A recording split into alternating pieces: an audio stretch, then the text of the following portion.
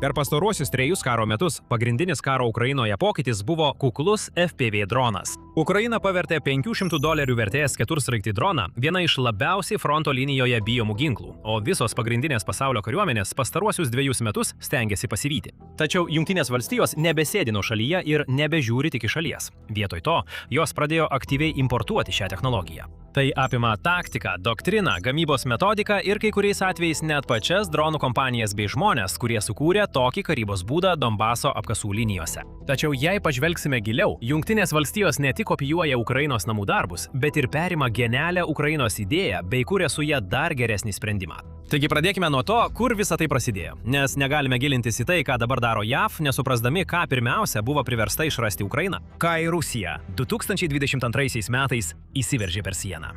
Ukraina neturėjo nei artilerijos atsargų, nei karinių oro pajėgų, nei šarvuotų dalinių, kad galėtų kovoti su Rusija simetriškai. Ukraina turėjo tik beviltišką, decentralizuotą, nepaprastai kūrybingą civilinę technologijų kultūrą ir skubų poreikį priversti Rusijos karius bijoti judėti. Atsakymas buvo pirmojo asmens vaizdo arba FPV dronai. Tokie, kokius entuziastai lenktyniavo kiemo kliūčių ruožuose pramogai arba naudojo vestuvių nuotraukoms daryti. Kai tik pritvirtini kovinę galvutę prie ketursraigčio drono ir įdedi kareivį į apkasą už kelių kilometrų su vaizdo akiniais, staiga turi preciziškai valdomą šaudmenį, kuris kainuoja mažiau nei dauguma kitų egzistuojančių ginklų. Ir tas ginklas gali surasti ir galbūt net sunaikinti tanką už medžių linijos. O karo, kuriame dominuoja dronai, ekonomika tiesiogiai paveikė diskusijas Pentagone.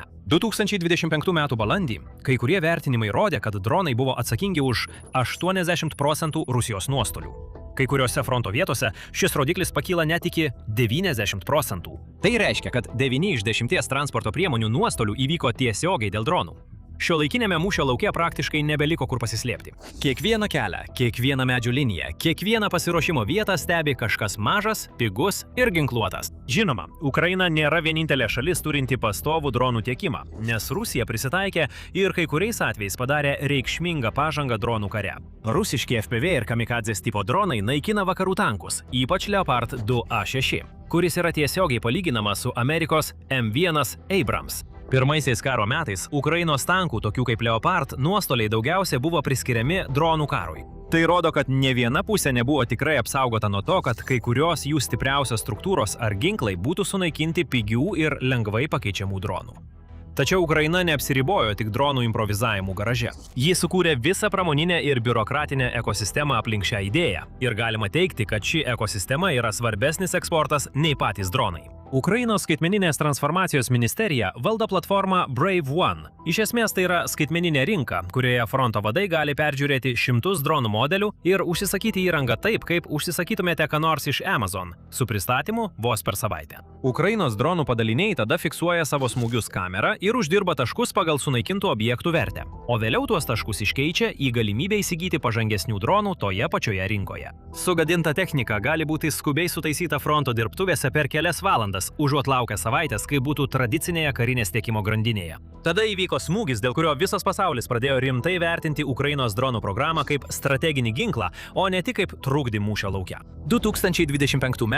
birželį Ukraina slapta į Rusijos teritorijos gilumą pergabino spiečių pigių FPV dronų, paslėptų civilinių krovinių konteinerių stogose, o tada nuotoliniu būdu paleido juos prieš 5 Rusijos oro bazės operacijoje Voratinklis. Ukrainos pareigūnai teigia, kad per šį smūgį buvo panaudota iki 117 dronų ir pataikyta į 41 orlaivį, įskaitant 2 Tu-95 ir 2 Tu-22 strateginius bombonešius, kai kuriuos brangiausius ir sunkiausiai pakeičiamus Rusijos karinius išteklius. Žala įvertinta $7 milijardais. Nepriklausomai nuo tikrojo žalos masto, žinutė ir pasiekmes buvo aiškios. Pigūs dronai dabar gali kelti grėsmę strateginiams objektams tūkstančius kilometrų nuo bet kurios fronto linijos, nė vienam pilotuojamam orlaiviui neperžengus sienos. Rusija buvo greitai priversta taikyti kitokią strategiją, kad apsaugotų savo tolimas bazes, kai kuriais atvejais ant lėktuvų dedant padangas, kad jie būtų mažiau matomi palydovinėse nuotraukose. Ir tai neliko tik Ukrainos ir Rusijos konfliktu, nes šios taktikos išplito ir į kitą tuo pačiu metu vykstantį didelį konfliktą. The Guardian 2026 metais gegužę pranešė, kad Hezbollah Libane pradėjo naudoti šviesolaidinius FP dronus, aiškiai pritaikydami Ukrainoje sukurtas technikas, kad apeitų Izraelio elektroninę kovą, vienoje iš sudėtingiausių trukdžių aplinkų pasaulyje. Kai JAV vasario pabaigoje įsitraukė į savo konfliktą su Iranu, Teheranas atsakė dronų salvėmis visame regione, o Amerikos ir sąjungininkų pajėgos daugelį jų numušė. Tačiau pačių atakų mastas parodė, kaip sunku ir brangu gintis nuo pigių, masiškai gaminamų sistemų, naudojant brangius, sudėtingus perėmėjus. Problema ta, kad ankstesni JAV naudoti ginklai buvo itin veiksmingi kovinio pasirengimo, operacinių galimybių ir galios projekcijos požiūrių. Tačiau jie nebuvo ekonomiškai efektyvūs. Paimkime žymiausią Janas Itivenas turimą ilgo nuotolio droną.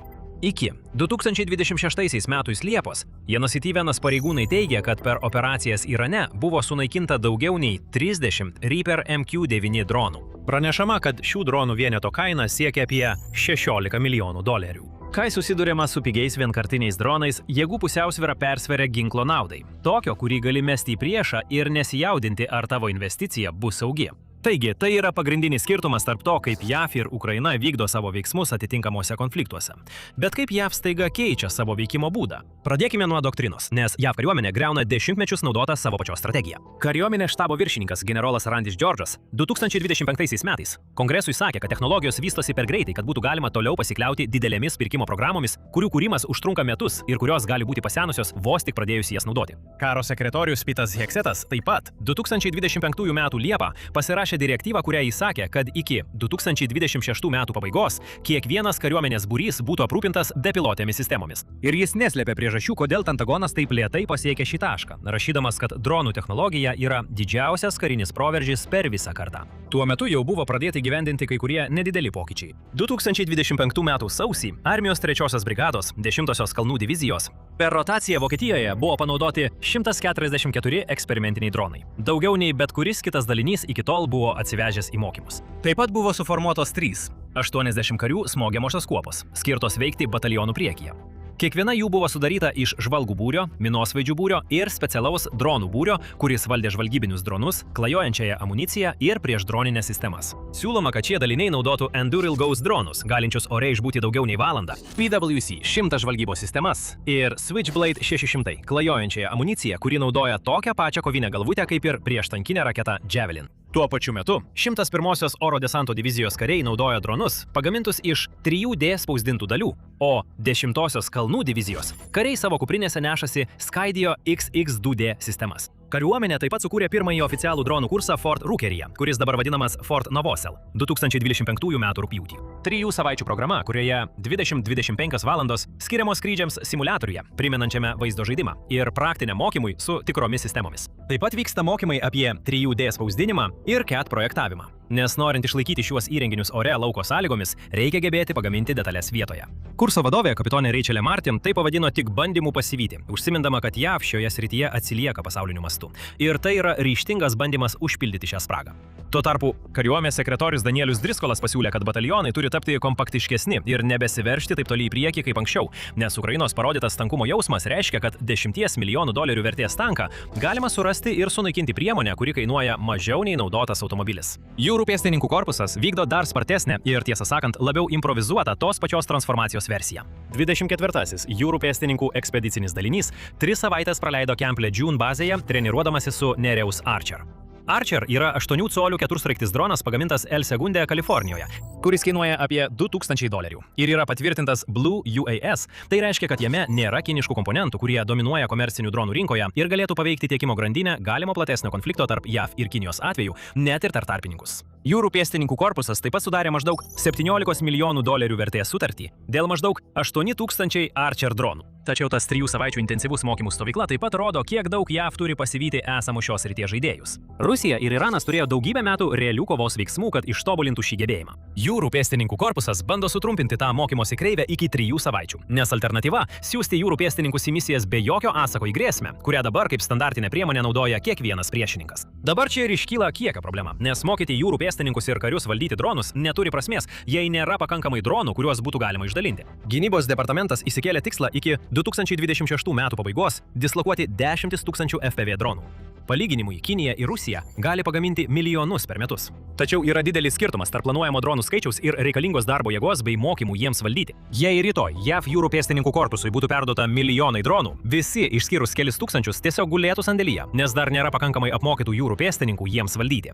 Pentagonas į šią problemą reagavo skirdamas pinigų abiem klausimams vienu metu. Kariuomenė paskelbė planus per artimiausius 2-3 metus įsigyti bent 1 milijoną dronų. Dronų dominavimo programa surengė pirmąjį vertinimo etapą, pravardžiuota Gauntlet Fort Benninge vasarį, kurios tikslas iki 2027 metų pabaigos koviniuose daliniuose dislokuoti 340 000 mažesnių atakos dronų. O 2027 finansinių metų Pentagono biudžeto prašyme dronams ir kovos su dronais sistemoms numatyta $75 milijardai, iš kurių $54,6 milijardo bus paskirstyta per gynybos autonominių sistemų darbo grupę.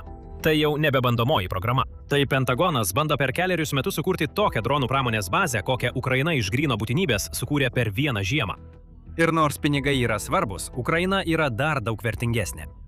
Bet prieš pereidami prie to, įsitikinkite, kad esate užsiprenumeravę karinę laidą, kad gautumėte naujausias žinias apie karą Ukrainoje ir pasaulinius, geopolitinius bei karinius įvykius. Ukraina turi informacijos apie tai, kaip tiksliai veikia dronai, prieš kokias sistemas jie yra efektyviausi ir metų realios kovos statistikos bei vaizdo įrašų, kurie visą tai pagrindžia. Taigi Heksetas sakė Senatui, kad jis asmeniškai patvirtino papildomo amerikiečių personalo buvimą Ukrainoje būtent tam, kad jie studijuotų dronų mūšio lauką, tiek puolimą, tiek gynybą. Valstybės sekretorius Markas Rubijus per interviu Fox News nuėjo dar toliau, pavadinęs Ukrainos ginkluotąsias pajėgas stipriausia, galingiausia kariuomenė Europoje, sukurta remiantis naujomis taktikomis ir metodais, išbandytais egzistencinio karo sąlygomis. Kai Irano remiami dronų antpuoliai smogė artimiesiems rytams, reaguojant į JAV operacijas, Ukraina iš tikrųjų pasiūlė atsiųsti dronų ir dronų ekspertų komandą, kad padėtų apsaugoti Amerikos bazes Jordanijoje. Ukrainos prezidentas Volodymyras Zelenskis taip pat teigė, kad jau pasiūlė $50 milijardų vertės dronų gamybos sandorį JAV,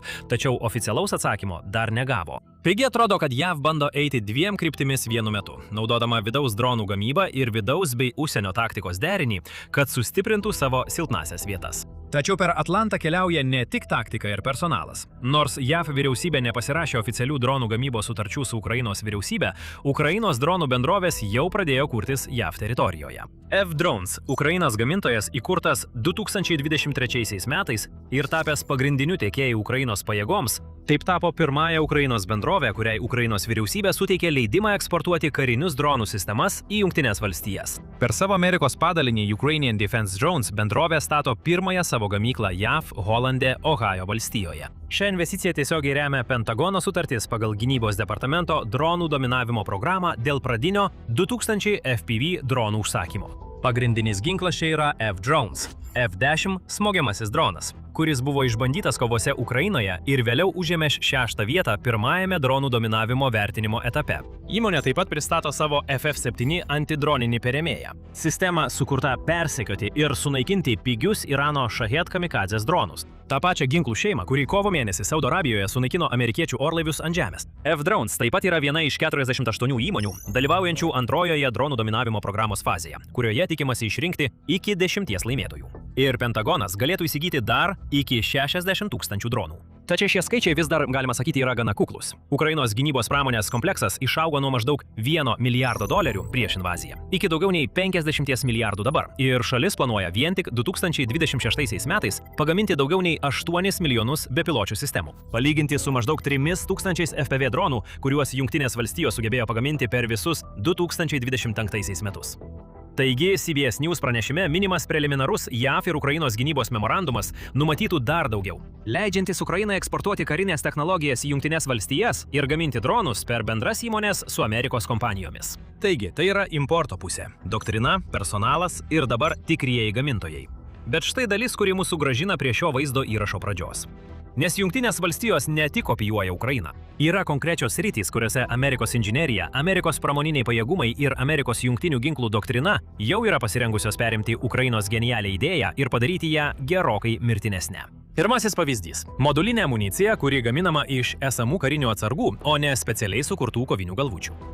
Paimkime Nero Archerio programą, kurią kuria jūrų pėstininkų korpusas. Kiekvienam karinės amunicijos vienetui paprastai reikia gynybos departamento identifikacinio kodo DODIC, išsamaus techninio įvertinimo ir specialaus gamintojo, kol kariai apskritai gali jį naudoti. Šis procesas yra būtent toks. Daugelį metų trunkantis biurokratinis vilkinimas, kuriam Ukraina niekada neturėjo laiko, o Pentagonas istoriškai buvo labai prastas jį spartinant. Jūrų pėstininkų korpuso atsakymas su Archer buvo beveik gėdingai paprastas.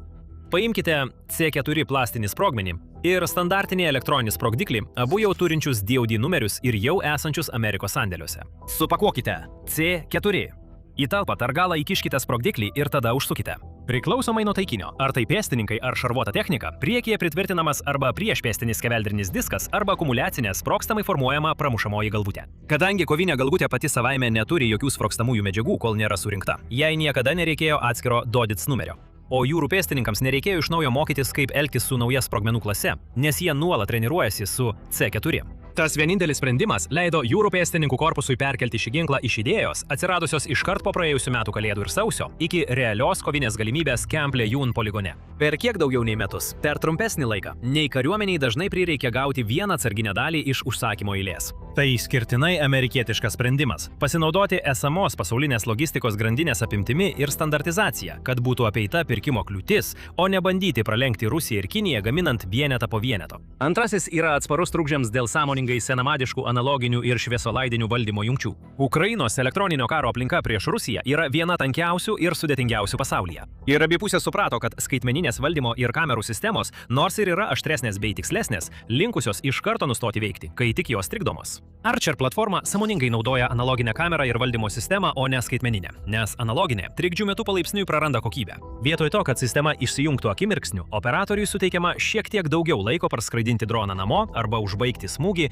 net ir sudėtingomis elektromagnetinėmis sąlygomis. Iš tiesų, Ukrainos ir Rusijos pajėgos dėl tos pačios priežasties perėjo prie dronus su optinio pluošto rytėmis, nes fizinio laido visiškai neįmanoma trikdyti. O Amerikos daliniai jau testuoja tą patį optinio pluošto metodą su optinio pluošto Archer variantais pristatytais 2025 metų pabaigoje. Sudžiungus tokį atsparumą su kur kas didesnėmis Amerikos investicijomis į elektroninio karo tyrimus ir signalų žvalgybą, kurios buvo kaupiamos dešimtmečius dėl gerokai didesnio gynybos MTTP biudžeto. Yra sritis, kurioje JAV gali pratęsti tai, ką pradėjo Ukraina, o ne tik tai atkartoti. Trečiasis yra autonominis nukreipimas, kuris iš tikrųjų yra dirbtinio intelekto ir precizinės inžinerijos pranašumas, kurį Jungtinės valstijos yra išskirtinai pajėgios išnaudoti. Ukrainos FPV dronai daugiausiai yra valdomi rankiniu būdu, o tai reiškia, kad jų efektyvumą riboja individualaus operatoriaus, stebinčio analoginį vaizdo srautą įgūdžiai.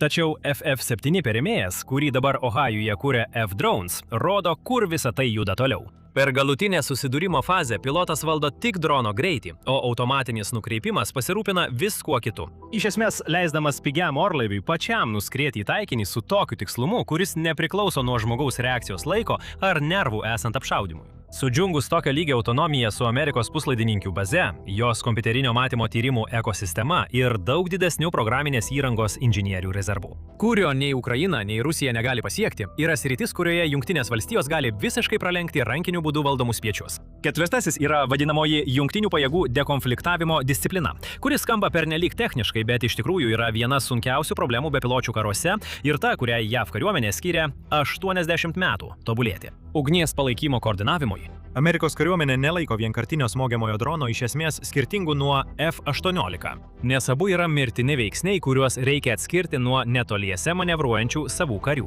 Tačiau JAV jau turi plačias priemonės taikomas kitoms savo oro puolimo priemonėms ir ta pati koncepcija gali būti taikoma dronams. Ir kadangi JAV lėčiau pritaikė dronus plačiu mastu, jie iš tikrųjų turi galimybę nuo pat pradžių įtraukti dronų naudojimą į jungtinių ginklų doktriną, o ne pridėti tai vėliau. Ir penktoji, paskutinė dalis yra pati pramoninė bazė. Milžiniškas Amerikos gamybos, puslaidininkių gamybos ir gynybos sektoriaus kapitalo mastas, prie kurio Ukraina niekada neturėjo prieigos. Ukraina nuo nulio karo sąlygomis sukūrė $50 milijardų vertės dronų pramonę. Tai nepaprastas pasiekimas pagal bet kokius standartus. Jungtinės valstijos bando pasinaudoti tomis pačiomis technologinėmis ir inovacinėmis prielaidomis, kurios slypi už šios pramonės ir tiesiogiai perkelti jas į savo vidaus karinį pramoninį kompleksą. Iš išorės atrodo, kad Putinui jau ir taip pakanka rūpesčių Ukrainoje, tačiau giliai Kremliuje jau kuriami planai. Putinas jaučia galimybę. Jis taip pat jaučiasi beviltiškas. O kai egzistuoja toks pavojingas derinys, Putino atsakas visada būna padaryti tai, ko niekas nenori, kad jis darytų – eskaluoti. Artėja eskalacija, kokios dar nesame matę. Taip teigia JAV žvalgyba, kuris sako, kad Rusijos išpuolis prieš NATO artėja. Šiame vaizdo įraše paaiškinsime, kodėl ir kaip galėtų atrodyti šis išpuolis. Tačiau pirmiausia, štai ką sužinojame iš pačios žvalgybos. Rugpjūčio 8 pasirodė žinia, kad remiantis nauja JAV žvalgybos informacija, Rusija planuoja išbandyti NATO kolektyvinį ryžtą, surengdama vadinamąjį ribotą išpuolį prieš NATO sąjungininkę. Tokio išpuolio pobūdis – akivaizdi diskusijų tema. Geriausias spėlionės vyruoja nuo kibernetinio išpuolio iki nedidelio masto įsiveržimo į šalį, kurią Putinas galėtų laikyti vieną silpnesnių NATO aljanse. Tačiau kad ir kokia būtų išpuolio forma, Putinas nori patikrinti, kiek tvirtas yra NATO ryžtas dabartinėje geopolitinėje situacijoje. Ypač kalbant apie 5 NATO chartijos straipsnio aktyvavimą, reaguojant į tokį išpuolį. Pagal tą straipsnį visi NATO nariai yra įpareigoti padėti bet kuriam sąjungininkui, kuris patiria išpuolį savo teritorijoje. Putinas žiūri į tą straipsnį ir klausia savęs, ar jis tikrai toks tvirtas, kaip teigia NATO. Rusijos lyderis JAV žvalgybos teigimu pradeda manyti, kad toks išbandymas būtinas. Ir tas išbandymas gali ateiti greičiau, nei kas nors galėjo pagalvoti. CNN praneša, kad 3 žvalgybos ataskaitą susipažinę šaltiniai teigia, jog artėjanti Rusijos ataka gali būti pradėta per artimiausius kelerius metus. Savo ataskaitoje The Telegraph pateikia daug trumpesnį laikotarpį. Leidinys teigia, kad ataka gali įvykti ne po keliarių metų. Gali būti, kad liko tik kelios savaitės, kol Putinas įgyvendins viską, ką jis ir jo bendrininkai planavo būdami Kremliuje, arba, labiau tikėtina, slėpdamiesi viename iš daugelio savo vadų bunkerių. The Telegraph teigia, kad viskas, ką Rusija yra suplanavusi, gali prasidėti jau šį rudenį, kai Kremlius svarsto savo galimus veiksmus dėl tolesnių žingsnių Ukrainoje ir už jos ribų. Dar Liepą, remiantis tiek JAV, tiek Europos žvalgybos duomenimis, tokios galimos Kremliaus veiksmų kryptys svyravo nuo ginkluotos provokacijos Lenkijos teritorijoje, atakų prieš kritinę NATO infrastruktūrą ir netgi melagingos vėliavos operacijų, kuriamis siekiama apkaltinti Ukrainą ir sukelti nesutarimus NATO viduje. Viena iš šių prognozių jau išsipildė, apie tai netrukus pakalbėsime išsamiau. Tačiau kalbant apie naujausią žvalgybos informaciją, kyla akivaizdus klausimas, kaip iš tikrųjų atrodys didysis Rusijos išbandymas NATO. Čia viskas tampa miglota, kaip dažnai būna su Rusijos planais. Viskas, ką šiuo metu žinome tikrai, yra tai, kad žvalgybos duomenimis Putinas vis labiau linkęs leisti provokuojančius veiksmus NATO teritorijoje, praneša CBS News. Hibridinės taktikos atrodo kaip akivaizdžiausias pasirinkimas. Tokios atakos daro spaudimą NATO, tačiau Rusijos pusė gali jas neigti. Puikų pavyzdį matėme Vokietijoje šių metų rugpjūčio pradžioje. Ten, Leipcigo oro uoste, buvo rastas sprogmenimis apkrautas dronas. JAV ekspertai ištyrė tą droną ir nustatė, kad jis yra rusiškos kilmės, teigia pareigūnai kalbėję su CBS. Tačiau būtent tokio pobūdžio dalykus Rusija gali lengvai paneigti. Nesvarbu, ar dronas buvo susprogdintas ar ne, Putino bendražygiai iškart gintųsi. Tai ne mes. Vokietija turbūt turi problemų su teroristais. Gal jei šalis nebūtų tokia antirusiška, nieko iš to nebūtų nutikę. Na, suprantate užuominą. Gal Vokietija turėtų įtarti Ukrainą? Galbūt tai buvo jie? Iš Putino atstovų lūpų gali nuskambėti bet kas, kad tik vilkintų, neigtų, keltų sumaištį ir susiskaldymą. Būtent tai ir yra Rusijos hibridinio karo esmė. Taigi viena iš galimybių – daugiau tokių atvejų kaip Leipcige. Tačiau Rusija turi ir kitų, dar labiau neraminančių variantų. Riboto įsiveržimo perspektyvą iškelia JAV žvalgybos ataskaita. Prisiminkite, Putino tikslas yra patikrinti NATO reakciją. Hibridinis karas ir kibernetinės taktikos yra Rusijos planų dalis, tačiau tai jau kurį laiką yra Putino veiksmų dalis. Tikrasis išbandymas slypi 5 straipsnio aktyvavime, kurį minėjome anksčiau, ir ypač tame, kaip JAV reaguotų į Rusijos eskalaciją po varginančios JAV kampanijos prieš Iraną. Taip teigia Heather Conley, kuri yra American Enterprise Institute vyresnioji bendradarbė. Ji sako Wall Street Journal, kad klausimas yra, kaip Jungtinės valstijos reaguotų tokiu atveju. Rusijos tikslas visada buvo mesti iššūkį NATO patikimumui ir atskirti Jungtinės valstijas nuo jų sąjungininkų. Nėra didesnio išbandymo šiai reakcijai nei įsiveržimas į NATO sąjungininko teritoriją, ypač jei tai yra vienas iš tų sąjungininkų, kuriuos Trumpo administracija laiko nepakankamai prisidedančiais prie bendros gynybos kaip NATO nariais. Buvo minima Lenkija, nors niekas negalėtų apkaltinti šios šalies, kad ji nevykdo savo įsipareigojimų NATO. Lenkija gynybai skiria didesnę savo bendrojo vidaus produkto BVP dalį nei bet kuris kitas NATO narys, įskaitant JAV. 2025 metais Lenkija savo kariuomenei skyrė 4,48% BVP. Kiti galimi variantai yra Baltijos regione. Baltijos valstybės – Lietuva, Estija ir Latvija – visos yra palyginti mažos ir pažeidžiamas, kaip pažymė Guardian. Provokacija vienoje iš šių valstybių, pavyzdžiui, nepažymėtų ginkluotų grupuočių siuntimas į okupuotą teritoriją ar net puolimai prieš NATO rytinį flangą, būtų tikras organizacijos ryžto išbandymas. Jei Rusija ryžtųsi išbandyti 5 straipsnį, tuomet nedidelio masto teritorijos užgrobimas atrodo akivaizdžiausias pasirinkimas. Ir, pasak Newsweek, toks išbandymas būtų surengtas itin tinkamu metu, jei jis įvyktų per artimiausius kelis mėnesius. Scenarijus paprastas. Rusija siunčia karius, pažymėtus ar nepažymėtus, į NATO sąjungininko teritoriją. Estija arba Latvija atrodo akivaizdžiausi pasirinkimai, nes abi ribojasi su Rusija. Tie kariai nebando žygiuoti į sostinę, kaip tai darė Rusija, kai 2022 metais įsiveržė į Ukrainą. Vietoj to jie kerta sieną ir užima teritoriją, tarsi iššaukdami Baltijos pajėgas reaguoti į jų buvimą. NATO iškyla dilema.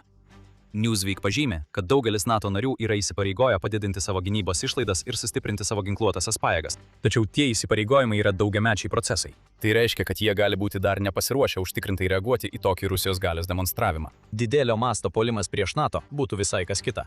Rusija tada ne tik erzintų mešką, jis spardytų tą mešką į veidą tol, kol galiausiai pati gautų įkandimą. To Putinas nenori. Jis žino, kad Rusijai būtų sunku susidoroti su visų NATO pajėgumu, kai ji kariauja Ukrainoje. Tačiau nedidelis teritorijos užgrobimas yra kas kita. Tai išbando 5 straipsnį, nes priverčia NATO narius savęs klausti, ar tikrai verta mobilizuoti pajėgas dėl kelių kvadratinių kilometrų pasienio teritorijos. Rusijai taip pat nereikėtų skirti daug karių tokiai operacijai, o būtent to ir reikia Putinui, kai tiek daug jo karių vis dar jie klimpia. Viskas, ko Rusijai reikia šioje situacijoje – užgrobti siaurą žemės ruožą ir tada laukti, ką darys NATO. Putino tobuloje versijoje NATO nereaguotų, Rusija paskelbtų pergalę. Pati teritorija nebūtų tokia svarbi kaip tai, ką reiškia nesugebėjimas jos apginti. Štai matote, paskelbtų Kremlius. Ši kolektyvinės gynybos sąjunga, į kurią dedate savo pinigus, jums nepadėjo. NATO patikimumas būtų visiškai sugriautas, ypač tarp mažesnių valstybių, kurios savo gynybai remiasi narystę NATO. Vėlesnės propagandos ir dezinformacijos kampanijos būtų tokio masto, kokio dar nematėme, sukeldama susiskaldymą, kurio Putinas nori NATO viduje. Galbūt visa tai skamba nerealiai, tačiau JAV žvalgyba iš esmės pažymi, kad Putinas mano turintis daugiau pasirinkimų nei bet kuriuo kitu metu nuo tada, kai pradėjo invaziją į Ukrainą. Rusijos invazijos galimybė, ar ji būtų mažo masto ar kitokia, anksčiau atrodė tolima. Dabar taip nebėra. JAV žvalgyba teigia, kad su kiekviena savaitė tokio Putino žingsnio tikimybė didėja. Jei Rusija bandytų užimti nedidelę teritoriją, jo strategija būtų greitai įvesti karius, įdiegti elektroninio karo sistemas, kad būtų trikdomas NATO ryšys, ir dislokuoti oro gynybos sistemas, kad oro erdvė taptų pavojinga bet kokiems naikintuvams, bandantiems ją apeiti. Tai nėra spėlionės. Tai pažymi Newsweek, NATO aktyviai planuoja ir treniruojasi tokiam scenarijui karo žaidimuose, kuriuose dalyvauja sąjungininkų greitojo reagavimo korpusas, kuris būtų pirmasis įvykio vietoje, jei būtų bandoma užgrobti teritoriją. Kitaip tariant, NATO ruošiasi tam, kad kažkas panašaus galėtų įvykti.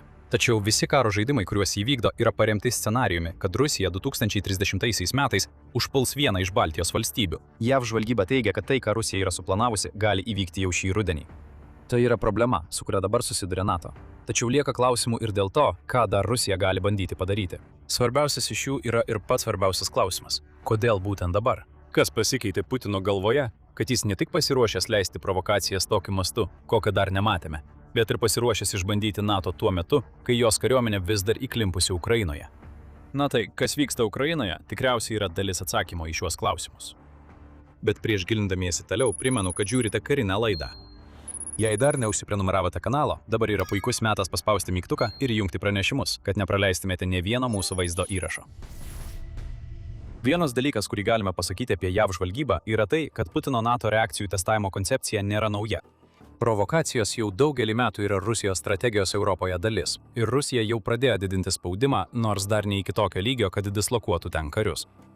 Anksčiau šiame vaizdo įraše minėjome grėsmę Lenkijai. Liepos pradžioje JAV žvalgybos agentūros perspėjo Lenkiją, kad Rusija planuoja kažką jos teritorijoje, tikėtina išpuolį prieš šalį. Tuo metu apie to išpuolio pobūdį buvo spėliojama. Liepos pabaigoje galėjome pamatyti, ką Rusija buvo suplanavusi. Liepos 30 dieną Rusijos raketa įskrido į Lenkijos oro erdvę. Tai nėra taip reta, kaip galėtumėte pagalvoti. Raketas jau anksčiau buvo įskridusios į Lenkijos oro erdvę, tačiau vėliau pasukdavo atgal į Ukrainą. Tačiau ši raketa buvo kitokia. Ji buvo sekama, kai kirto Lenkijos ir Ukrainos sieną ir tiesiog toliau skrido pirmyn. NATO ir Lenkija pakėlė į orą naikintuvus, kurie sekė raketą, kol ši galiausiai nukrito į lauką, palikdama didžiulę duobę, bet nesukeldama aukų. Vėlesnis tyrimas atskleidė, kad tai buvo rusiška sparnuotojų raketa CH-101 ir kad jie įskrido 90 km į Lenkijos teritoriją nuo Ukrainos sienos. Čia mes kalbame apie patikimumą. JOV žvalgyba perspėjo, kad kažkas nutiks Lenkijai ir tada Lenkijai iš tikrųjų kažkas nutiko. Putinas įvykdė grasinimą, apie kurį perspėjo JAV, nors tai padarė taip, kad Kremlius vis dar gali neigti kaltę. Kremlius gali teigti, kad raketą į Lenkiją nukreipė Ukrainos elektroninė kova. Esą tai buvo tik nelaimingas atsitikimas. Tai atrodo mažai tikėtina. Tai buvo išbandymas. Ir Rusija tokių bandymų atlieka daug, kai eskaluoja situaciją. Vos keliomis dienomis prieš KH-101 raketai nukrentant Lenkijos lauke, NATO pajėgos Rumunijoje per 3 dienas numušė 3 dronus, kurie visi buvo įskridę į NATO oro erdvę. Prieš visą tai Atlanto taryba birželį pažymėjo, kad Rusija stiprina savo šešėlinį karą prieš NATO, siekdama susilpninti paramą Ukrainai. Buvo paminėti padegimo išpoliai nukreipti prieš tuometinį JATCOK ministrą pirmininką Keirą Starmerį, taip pat sabotažas, vandalizmas ir stebėjimas, kuriuos vykdė statytinių tinklai Europos šalyse.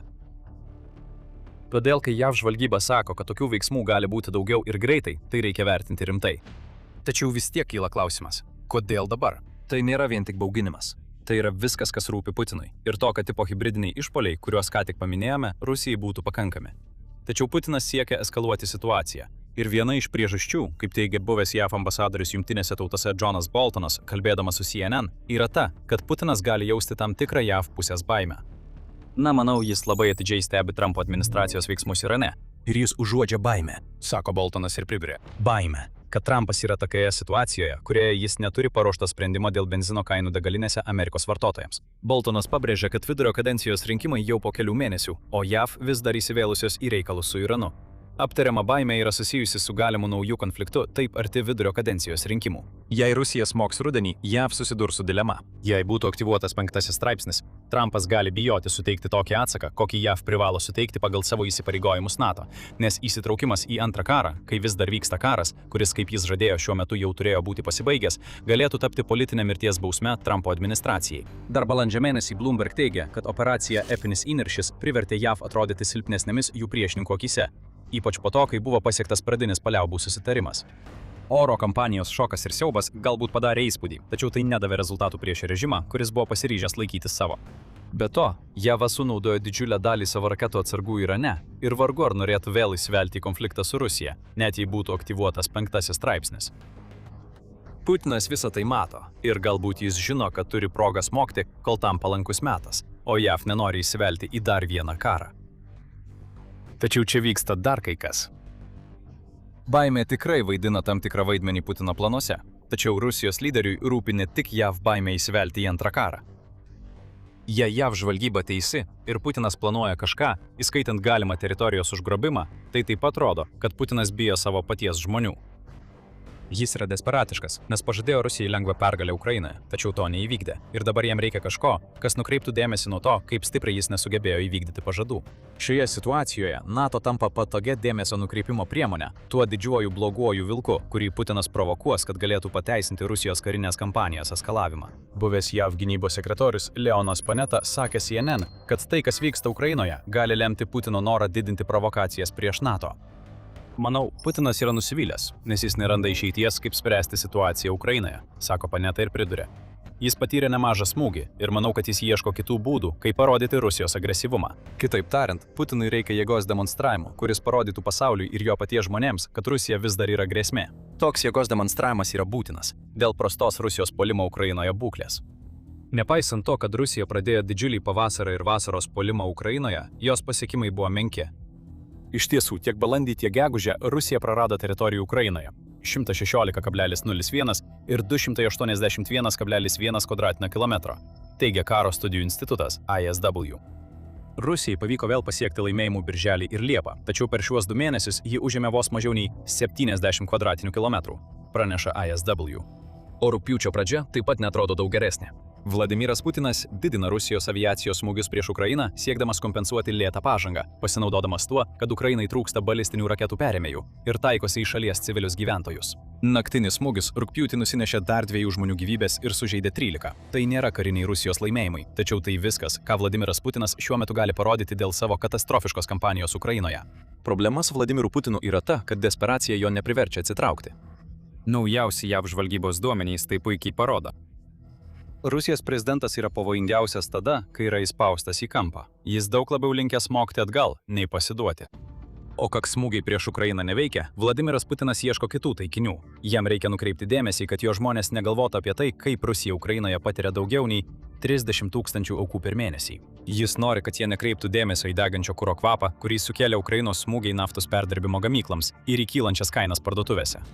Putinui reikia palaikymo savo agresijai, o provokacija prieš NATO gali būti būdas jį gauti. Putinas nori išbandyti NATO. Tačiau jis taip pat neprieštarautų, jei NATO atsakytų jėga. Tai suteiktų jam reikalingą pateisinimą eskaluoti konfliktą. Todėl karas Ukrainoje pradeda persikelti už Ukrainos sienų. Putinas rizikuoja, bet jis jaučiasi turintis laiminčią kortą bet kuriuo atveju. Jei jis surengs kokią nors ataką prieš NATO teritoriją ir nebus jokio atsako, Putinas laimės patikimumo taškų. Jei bus atsakas, Putinas gali pasinaudoti dezinformaciją ir įtikinti Rusijos žmonės, kad NATO pagaliau daro tai, ką jis teigia, ir Rusijai reikia mobilizuotis kovai už Ukrainos ribų. Bet kuriuo atveju Putinas išlieka valdžioje. Jo desperacija veda prie dar didesnės nelaimės. Tačiau toje nelaimėje Putinas gali pamatyti galimybę išlikti Rusijos prezidentu. Ir būtent todėl NATO turi nerimauti ir labai rimtai žiūrėti į JAV žvalgybos informaciją. Buvo peržengta raudona linija. Tačiau tai ne viena iš daugelio Rusijos garsių raudonųjų linijų, kurios kiekviena turėjo sukelti eskalaciją, bet taip ir neįvyko. Šį kartą būtent Rusija peržengė tašką, iš kurio nebegrįžtama. Rusijos raketa įskrido į Lenkiją. Atsakas yra paskutinis dalykas, kurio Putinas tikėjosi. Lenkija paskelbė, kad yra pasirengusi padaryti vieną dalyką, kurio net NATO, o ypač Rusija, daugelį metų bijojo. Ji pradės numušinėti Rusijos raketas. Tačiau Lenkija neapsiriboja savo teritoriją. Lenkija grasina pradėti naikinti Rusijos raketas, kai jos skrenda virš Ukrainos. Rugpjūčio 6 dieną Lenkijos užsienio reikalų ministras Radoslavas Sikorskis davė interviu Lenkijos radijui. Atsakinėdamas į klausimus, Sikorskiui galvoje tikriausiai skambėjo buvusio Lenkijos ministro pirmininko Mateušo Moraveckio žodžiai. Daugiau Patriot raketų Ukrainai nebus, pareiškė Moraveckis po to, kai paaiškėjo, kad Lenkija perdavė daugiau Patriot raketų savo Ukrainos sąjungininkams. Galiausiai jo paklausė apie tuos komentarus per interviu. Sikorskis turėjo paruoštą atsakymą ir nustebino visus klausytojus, kai jį pateikė. Vis daugiau žmonių žūsta, todėl kyla klausimas, ar nebūtų geriau numušti rusiškas raketas virš Ukrainos, o ne galbūt vėliau virš Lenkijos. Tai yra labai rimtas diskusijos tema, kuri neturėtų tapti partijų politinės konkurencijos įkaite, sakė Sikorskis. Ir štai taip, Pandoros skrynia buvo atidaryta. Lenkijos užsienio reikalų ministras nacionalinėme radijuje pareiškė, kad Lenkijai būtų prasmingiau tiesiog numušti rusiškas raketas iš savo teritorijos virš Ukrainos, nei laukti galimybės, kad tos raketos įskris į Lenkiją. Nemanykite, kad blogiausias scenarijus Lenkijai niekada negalėtų įvykti, perspėjo Sikorskis. Rusijos agresija gali neapsiriboti tik Ukraina. Jei Putinui pasiseks, jis gali nukreipti savo iškreiptas ambicijas į kitas buvusias Sovietų Sąjungos šalis. Lenkija yra viena iš tų šalių. Ir ji nenori vėl pakliūti po nauja sovietinio jungo banga. Tuchovskio komentarai neatsirado iš niekur. Lenkijos užsienio reikalų ministras turi labai rimtą priežastį teigti, kad jo šalis turėtų numušti rusiškas raketas virš Ukrainos, kol jos dar nepasiekė Lenkijos. Ir ta priežastis susijusi su incidento, kuris įvyko Liepos pabaigoje. Kai Rusija surengė dar vieną barbarišką balistinių raketų ataką prieš Kijevą ir aplinkinius regionus, per kurią žuvo mažiausiai 9 žmonės, viena iš Rusijos raketų, atrodo, nukrypo nuo kurso. Užuot pataikiusi į Ukrainą, ta raketa kirto Ukrainos sieną su Lenkija ir toliau skrido. Buvo pakelti į orą tiek NATO, tiek Lenkijos kariniai orlaiviai, kurie stebėjo raketą, kad įsitikintų, jog ji neskrenda į vietą, kur galėtų kelti pavojų žmonių gyvybei. Raketa toliau judėjo. Kai ji nukrito, buvo apie 90 km Lenkijos teritorijos viduje. Naikintuvai atliko savo darbą. Rusijos raketa tiesiog sprogo tuščiame lauke, palikdama didžiulį kraterį. Tačiau šis incidentas sukėlė daug klausimų. Svarbiausias iš jų, ar Rusija tai padarė tyčia? Lenkija buvo pasirengusi numušti tą raketą, jei ji taptų grėsme Lenkijos teritorijoje. Vėliau buvo nustatyta, kad tai buvo rusiška sparnuotoji raketa KH-101. O CNN vėliau pranešė, kad Lenkija ir NATO kartu pasiuntė 2 naikintuvus Sraigtasparnį, ankstyvojo perspėjimo orlaivį ir degalų papildymo ore lėktuvą. Tas pats šaltinis teigia, kad NATO naikintuvai buvo vos per kelias sekundės nuo to, kad ore numuštų Rusijos raketą, kol tapo aišku, jog ji nukris nesukeldama jokios žalos. Atrodo, kad logika buvo tokia. Geriau pasilikti ginklus būsimam, pavojingesniam atvejui. O atakos Lenkijos gynybos viceministras Cezaris Tamčikas atskleidė, kad per Rusijos bombardavimą buvo stebima apie 24 raketas skrendančių Lenkijos kryptimi. Visos, išskyrus vieną, galiausiai nusileido Ukrainoje. Vis dėlto šis skaičius kelia nerimą. Daugiau nei 20 rusiškų raketų galėjo patekti į Lenkijos oro erdvę. Taigi, jei ieškote konteksto Sikorskio pastaboms, štai jis. Lenkijos užsienio reikalų ministras nesako, kad jo šalis turėtų numušti rusiškas raketas virš Ukrainos šiaip sau. Viena iš tų raketų ką tik pataikė į Lenkiją. Atsitiktinai ar ne, tai reiškia, kad kiekviena rusiška raketa skrendanti Lenkijos kryptimi yra grėsmė. Sikorskis sako, kad grėsmė turi būti sunaikinta, net jei ta grėsmė vis dar yra Ukrainos oro erdvėje. Tai, ką siūlo Sikorskis, yra milžiniška eskalacija. Mes beveik girdime, kaip Kremlius jau dabar skundžiasi. Kokią teisę turi Lenkija numušti rusiškas raketas virš Ukrainos? Grasinimai pasigirs. Bus tvirtinama, kad tai eskalacija. Rusiška raketa, kuri ką tik pataikė į Lenkiją, bus ignoruojama, arba geriausiu atveju bus teigiama, kad tai buvo atsitiktinumas. Rusija bandys gąsdinti ir įkalbinėti. Abu šie metodai yra įprasti. Tačiau kalbant apie Lenkiją, Putinui ypač reikėtų nerimauti, kad Sikorskis ir Lenkijos vyriausybė įgyvendins savo grasinimus, nes Lenkija jau anksčiau svarstė panašius veiksmus. 2024 metais Liepą pasirodė žinia, kad Lenkija svarstė galimybę numušti Rusijos raketas virš Ukrainos kaip bendros gynybos susitarimo tarp šių dviejų šalių dalį. Vėlgi, Sikorskis buvo šio pasiūlymo centre po incidento, kai Rusijos raketos apie 40 sekundžių buvo įskridusios į Lenkijos oro erdvę, o vėliau pasuko atgal Ukrainos link. 2024 metų derybos niekuo nesibaigė. Tačiau dabar įvyko būtent toks incidentas, kurio Sikorskis visada bijojo, ir Lenkija dabar yra pasirengusi kaip niekada anksčiau priversti Rusiją paragauti savo pačios vaistų. Lenkija jau pradėjo numušinėti Rusijos dronus virš savo teritorijos, kaip tai padarė 2025 metų rugsėjį, kai Rusija per vieną dieną į Lenkiją pasiuntė 19 dronų. KH-101, kuris įskrido į Lenkiją Liepos pabaigoje, būtų buvęs numuštas, jei jis būtų kėlęs aiškią grėsmę gyvybei ar svarbiam objektui. Lenkijai nėra didelis žingsnis išplėsti savo numušimo politiką į Ukrainą, bent jau kalbant apie atstumą, kurį turėtų padengti Lenkijos gynyba. Tačiau vieno paprasto fakto paneigti negalima. Jei Lenkija imtųsi tokių veiksmų, tai būtų tokio pobūdžio eskalacija, kurios Rusija niekada nesitikėjo, o NATO visada bijojo. Daugelis sakytų, kad tai yra pagrįsta. Piotras Voika, kuris yra Rytinio flango instituto direktorius, kurio būstinė yra Briuselyje, sako LRT. Neutralizavimas būtų teisingas atsakymas politinė prasme, nes rusai supranta tik jėgą, kai kalbama apie konfrontaciją. Lenkija sukurtų pavojingą precedentą, jei pradėtų naikinti rusiškas raketas virš Ukrainos, tačiau Kremlius suprastų, kad Lenkija yra rimtai nusiteikusi. Ir nepamirškite, kad jau anksčiau buvo gandų, jog Rusija ruošiasi tam tikrai konfrontacijai su Lenkija. Liepos 3-ąją The Telegraph pranešė, kad JAV kelis kartus perspėjo Lenkiją apie Rusijos planuojamą ginkluotą provokaciją Lenkijos teritorijoje, greičiausiai siekiant patikrinti NATO ryžtą. Galima sakyti, kad raketos smūgis į Lenkijos teritoriją yra tokia ginkluota provokacija, kokia tik gali būti, ir Lenkija tai puikiai supranta. Sikorskio žodžiai nėra tušti. Lenkija žino, kad karas Ukrainoje pasiekė lūžio tašką ir Putinas gali nukreipti dėmesį į NATO sąjungininkus, kad nukreiptų savo tautos dėmesį nuo to, kaip blogai Rusijai sekasi Ukrainoje. Provokacija jau įvyko. Lenkijos užsienio reikalų ministras atsakė, kad jau laikas Lenkijai pamokyti Rusiją. Ir jei bus surinktas diskusijas ir Lenkija pradės naikinti rusiškas raketas, tai bus didžiulis žingsnis Ukrainai. Yra dvi priežastys, kodėl taip yra, ir mes abi jas aptarsime iškart po šio priminimo, kad žiūrite karinę laidą. Mes kasdien aptarėme galimus lūžinius įvykius Ukrainoje ir kitur. Todėl įsitikinkite, kad esate užsiprenumeravę ir įjungę pranešimus, kad nepraleistumėte nė vienos naujienos.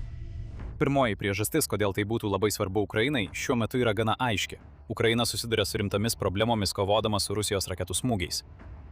Anksčiau minėjome, kad per ataką, kai Rusijos raketa pateko į Lenkiją, Ukrainoje taip pat žuvo mažiausiai 9 žmonės. Deja, tokia statistika tampa vis dažnesnė. Ir taip nutinka todėl, kad Ukraina beveik visiškai išnaudoja Patriot raketas, kurių jai reikia gintis nuo Rusijos balistinių raketų. Po vėlesnės atakos rugpjūčio pradžioje Ukrainos prezidentas Volodymyras Zelenskis pranešė, kad žuvo 21 žmogus, nes Ukraina nesugebėjo sustabdyti nė vienos iš 24 balistinių raketų, kurias Rusija paleido į jos teritoriją. Balistinių raketų perėmėjai galėjo išgelbėti tų žmonių gyvybės šiandien, sakė Zelenskis. Deja, Ukraina neturi perėmėjų, kurių jai reikia. Rusijos kampanija prieš Ukrainos civilius stiprėja būtent todėl, kad Kremlius žino, jog Ukraina neturi to, ko reikia, kad sustabdytų rusiškas raketas. Patriot perėmėjai beveik baigėsi ir jų gali būti neįmanoma pakeisti. JAV, kurios gamina Patriot perėmėjus, pranešama, kad iš ankstesnių 2300 atsargų liko tik apie 800 dėl karo su Iranu. ir jie greičiausiai nebus parduoti Ukrainai. Tuo metu žūsta civiliai gyventojai. Apie 400 jų. Vien Liepą, o per pirmuosius 2026 metais mėnesius beveik 1400. Tai yra 37% daugiau nei tuo pačiu laikotarpiu 2025 metais. Lenkija padeda, kur tik gali. Mes minėjome Moraveckį ir jo teiginį, kad Lenkija neturėtų tiekti Patriot raketų Ukrainai. Šis teiginys buvo išsakytas todėl, kad Lenkija aukoja dalį savo Patriot raketų atsargų, kad padėtų. Lenkija pateikė 5 iš 35 Patriot raketų partijos, kurią Vokietija ir jos Europos sąjungininkės pristatė Ukrainai dar kovą. Moraveckis pasinaudojo šiuo sprendimu, nes Lenkijos vadovai priėmė neapgalvotą sprendimą neatskleisti tikslių skaičių, kai buvo vykdomas perdavimas. Dabar žinome, kad tai 5 raketos. Ir nors tai netrodo daug, tai reiškia 5 rusiškas balistinės raketas, kurios nesugebėjo pasiekti savo taikinių. Lenkija tikisi padaryti daug daugiau dabar ir ne vien Sikorskio raginimu Lenkijai virš Ukrainos numušinėti rusiškas raketas. Pasak Reuters, Lenkija pasiūlė kartu su Ukraina ir JAV gaminti Patriot raketų perėmėjus. Po JAV prezidento Donaldo Trumpo pareiškimo per Liepos mėnesį vykusi NATO viršūnių susitikimą Ankaroje, kad JAV suteiks licenciją Patriot technologijai Ukrainai. Dabar ta licencija atrodo neaiški. Trumpas atsisakė savo pritarimo Liepos pabaigoje, teigdamas, kad prieš suteikiant licenciją Ukrainai reikia surengti daugiau diskusijų. Vis dėlto, Lenkijos pasiūlymas rodo, kad ji yra pasirengusi daryti viską, ką gali, kad padėtų Ukrainai oro gynybos srityje, net jei tai reikštų bendrų gamybos įmonių steigimą, kad Patriot perėmėjai kuo greičiau pasiektų Ukrainą. Šiuo metu ta Patriot situacija yra neaiški.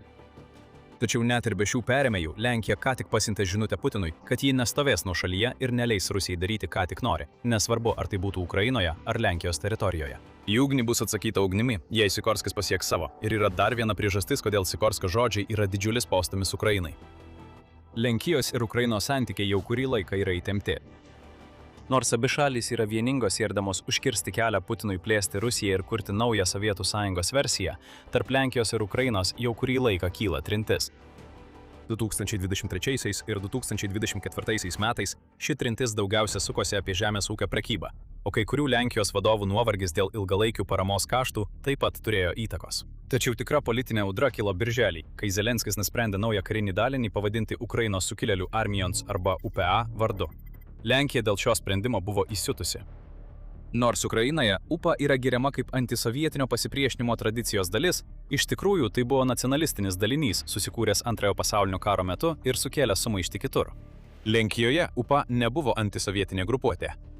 Pirminis dalinys sukėlė Voluinės tragediją 1943–1945 metais, per kurią 10 000 Lenkų buvo nužudyti UPA nacionalistų. Istorinės žaizdos yra gilios, o Zelenskio sprendimą lydėjo Lenkijos prezidento Karolio Nawrocko sprendimas atimti iš Ukrainos prezidento aukščiausią Lenkijos valstybinį apdovanojimą – Baltojo erelio ordiną. Tokia įtampa būtų privertusi Putiną trinti rankas iš džiaugsmo. Būtent to jis ir nori. Kuo daugiau susiskaldimo galima sukelti, tuo geriau. Jei tas susiskaldimas kyla dėl įtampos dėl vardo, tai dar geriau. Rusija gali tai išnaudoti skleisdama propagandą ir dezinformaciją, nukreiptą prieš Lenkus. Iš tiesų, Rusija iš karto bandė pasinaudoti šio klausimu, todėl Lenkijos atsparumo taryba paskelbė pareiškimą dėl padidėjusios, kaip jį teigia, dezinformacijos ir manipuliacinių publikacijų, kurios pradėjo rastis Lenkijos informacinėje erdvėje. Taryba teigia, kad pirminio UPA darinio įvykdyti nusikaltimai nebuvo didelė paslaptis ir yra sudėtingos praeities dalis. Tačiau Ukrainos sprendimas naujam daliniui suteikti šį pavadinimą nereiškia, kad Lenkijos ir Ukrainos santykiai silpnės, ypač kalbant apie grėsmę, kurią kelia Putinas. Savo ruožtu Ukraina stengiasi sušvelninti įtampą kilusią dėl jo sprendimo dėl pavadinimo.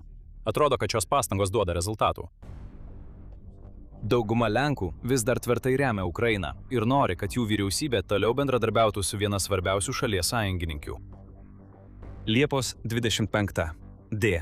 Ataskaitoje likus nedaug laiko iki Rusijos raketos smūgio Lenkijoje, Notes from Poland paskelbė naujo Lenkijos tyrimo agentūros CEBOS atlikto tyrimo rezultatus. Tyrimas parodė, kad 59% apklaustųjų manė, jog teisinga atimti iš Zelenskio Baltojo erelio ordiną. Tačiau tuo pačiu metu 75% teigia, kad Lenkija ir Ukraina turėtų teikti pirmenybę Rusijos grėsmei, o ne tokiems ginčiams. Ir 80% išreiškė nuomonę, kad Rusija gauna naudos iš suskaldytų santykių tarp šių dviejų šalių. Atrodo, kad vyrauja sutarimas, jog trintis turi būti sprendžiama, tačiau pirmiausia reikia susidoroti su Rusija. Susiskaldimo, kurio Putinas ir siekia, negalima leisti ir jo kol kas nėra. Rugpjūčio 6 diena. Ukrainos ambasadorius Lenkijoje Vasilijus Bodnaras pareiškė, kad sunkiausias diplomatinės krizės tarp Lenkijos ir Ukrainos etapas jau praėjo. Jis pažymėjo, kad įtampa išlieka, tačiau abi šalys yra vieningos, siekdamos sustabdyti Putiną ir jo beprotišką ambiciją sukurti Sovietų sąjungą 2.0. Dabar, nepaisant visos šios įtampos, Lenkija kalba apie Rusijos raketų numušimą virš Ukrainos. Jei Lenkija įgyvendins šį planą, tai bus visi įrodymai, kurių reikia Putinui, kad jo dezinformacijos kampanijos neveiks, ypač kai Rusija bus pakankamai kvaila pradėti smūgiuoti Lenkijai savo raketomis. Dabar aišku, kodėl Ukraina labai daug laimėtų, jei Lenkija padarytų tai, ką pasak Sikorskio reikia padaryti. Bet dabar pažvelkime plačiau. Juk šis sprendimas paveiks ne tik Lenkiją ir Ukrainą. Lenkija yra NATO narė. Būtent NATO naikintuvai buvo pakelti į orą, kad sureaguotų į Rusijos raketą Lenkijos oro erdvėje. Jei Lenkija pradės numušinėti Rusijos raketas, ypač virš Ukrainos, tuomet išsipildys tai, ko bijojo NATO – eskalacija, kai NATO šalis aktyviai suduoda Rusijai atsakomąjį smūgį. NATO jau daugelį metų bijo tokios reakcijos, tačiau incidentas Lenkijoje parodo, kodėl kažkas iš alijanso turi imtis ryžtingesnių veiksmų prieš Rusiją. Lenkijos raketų krizė atspindi dvilypumą, kuris egzistuoja NATO viduje. Reakcija į Rusijos raketą buvo neįtikėtinai greita.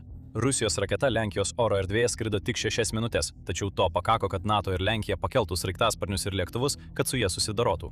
Grėsmės aptikimas ir reagavimo laikas nėra problema. Problema yra tai, kas vyksta, kai su grėsme susidurima. Nieko. Tai matėme Liepos pabaigoje. Rusijos raketa buvo vos per kelias sekundės nuo numušimo, bet ji nebuvo numušta. Pirmiausia, turėjo įvykti diskusija, nes nėra jokios griežtos politikos, kuris sakytų, kad NATO sunaikina bet ką rusiško, kas patenka į jos oro erdvę. Lenkija galiausiai sekė raketą ir laukė iki paskutinės sekundės, kad nustatytų, ar jis saugiai nukris. Faktas, kad raketa vis dėlto pataikė į Lenkiją ten, kur ji negalėjo padaryti žalos, nėra esmė. Esmė ta, kad NATO delsė imtis veiksmų. NATO galėjo pasinaudoti šiuo incidentu ir pasiųsti vieningą žinią Putinui, kad tai, ką Rusija padarė Lenkijoje, nebus toleruojama. Vietoj to Rusija suprato, kad raketa, kuri įskrenda 90 km į NATO narės oro erdvę, nebus numušta. Nebent NATO nuspręs, kad tai yra visiškai būtina. Tai nėra pamoka, kurią NATO norėtų, kad Putinas įsidėmėtų. Rusijos lyderis ir toliau provokuos ir bandys. Bus dar daugiau bandymų išsiaiškinti, kiek toli NATO yra pasirengusi eiti, kad išvengtų eskalacijos. NATO egzistuoja baimė dėl Rusijos atsakomųjų veiksmų ir Putinas tai gali užuosti. Dažnai daug kalbama, bet veiksmai minimalūs. Dar kartą NATO pareiškė, kad imsis visų būtinų priemonių ginti savo teritoriją po to, kas įvyko Lenkijoje. Tačiau Sikorskis dabar kelia pagrindinį klausimą. Kiek yra per daug? 2025 metais Rusijos oro pajėgos 18 kartų bandė pažeisti NATO oro erdvę, o tai sudarė 200% padidėjimą. Situacija tik blogėja. Liepą NATO buvo priversta pakelti naikintuvus daugiau nei 2 kartus dažniau nei tą patį mėnesį 2025 metais. Tas padidėjimas prasidėjęs tais metais tęsiasi ir 2026. O Rusijos raketos smūgis į Lenkiją yra įrodymas, kad Putinas toliau perženginės ribas, kol nesulauks pasipriešinimo. Lenkija nori būti ta šalis, kuri pasipriešins taip, kaip NATO niekada nesitikėjo. Bent jau taip teigia Sikorskis. Labai aišku, kad jei Lenkija nori pradėti numušinėti Rusijos raketas Ukrainoje, likusi NATO turi susivienyti ir palaikyti tokį požiūrį.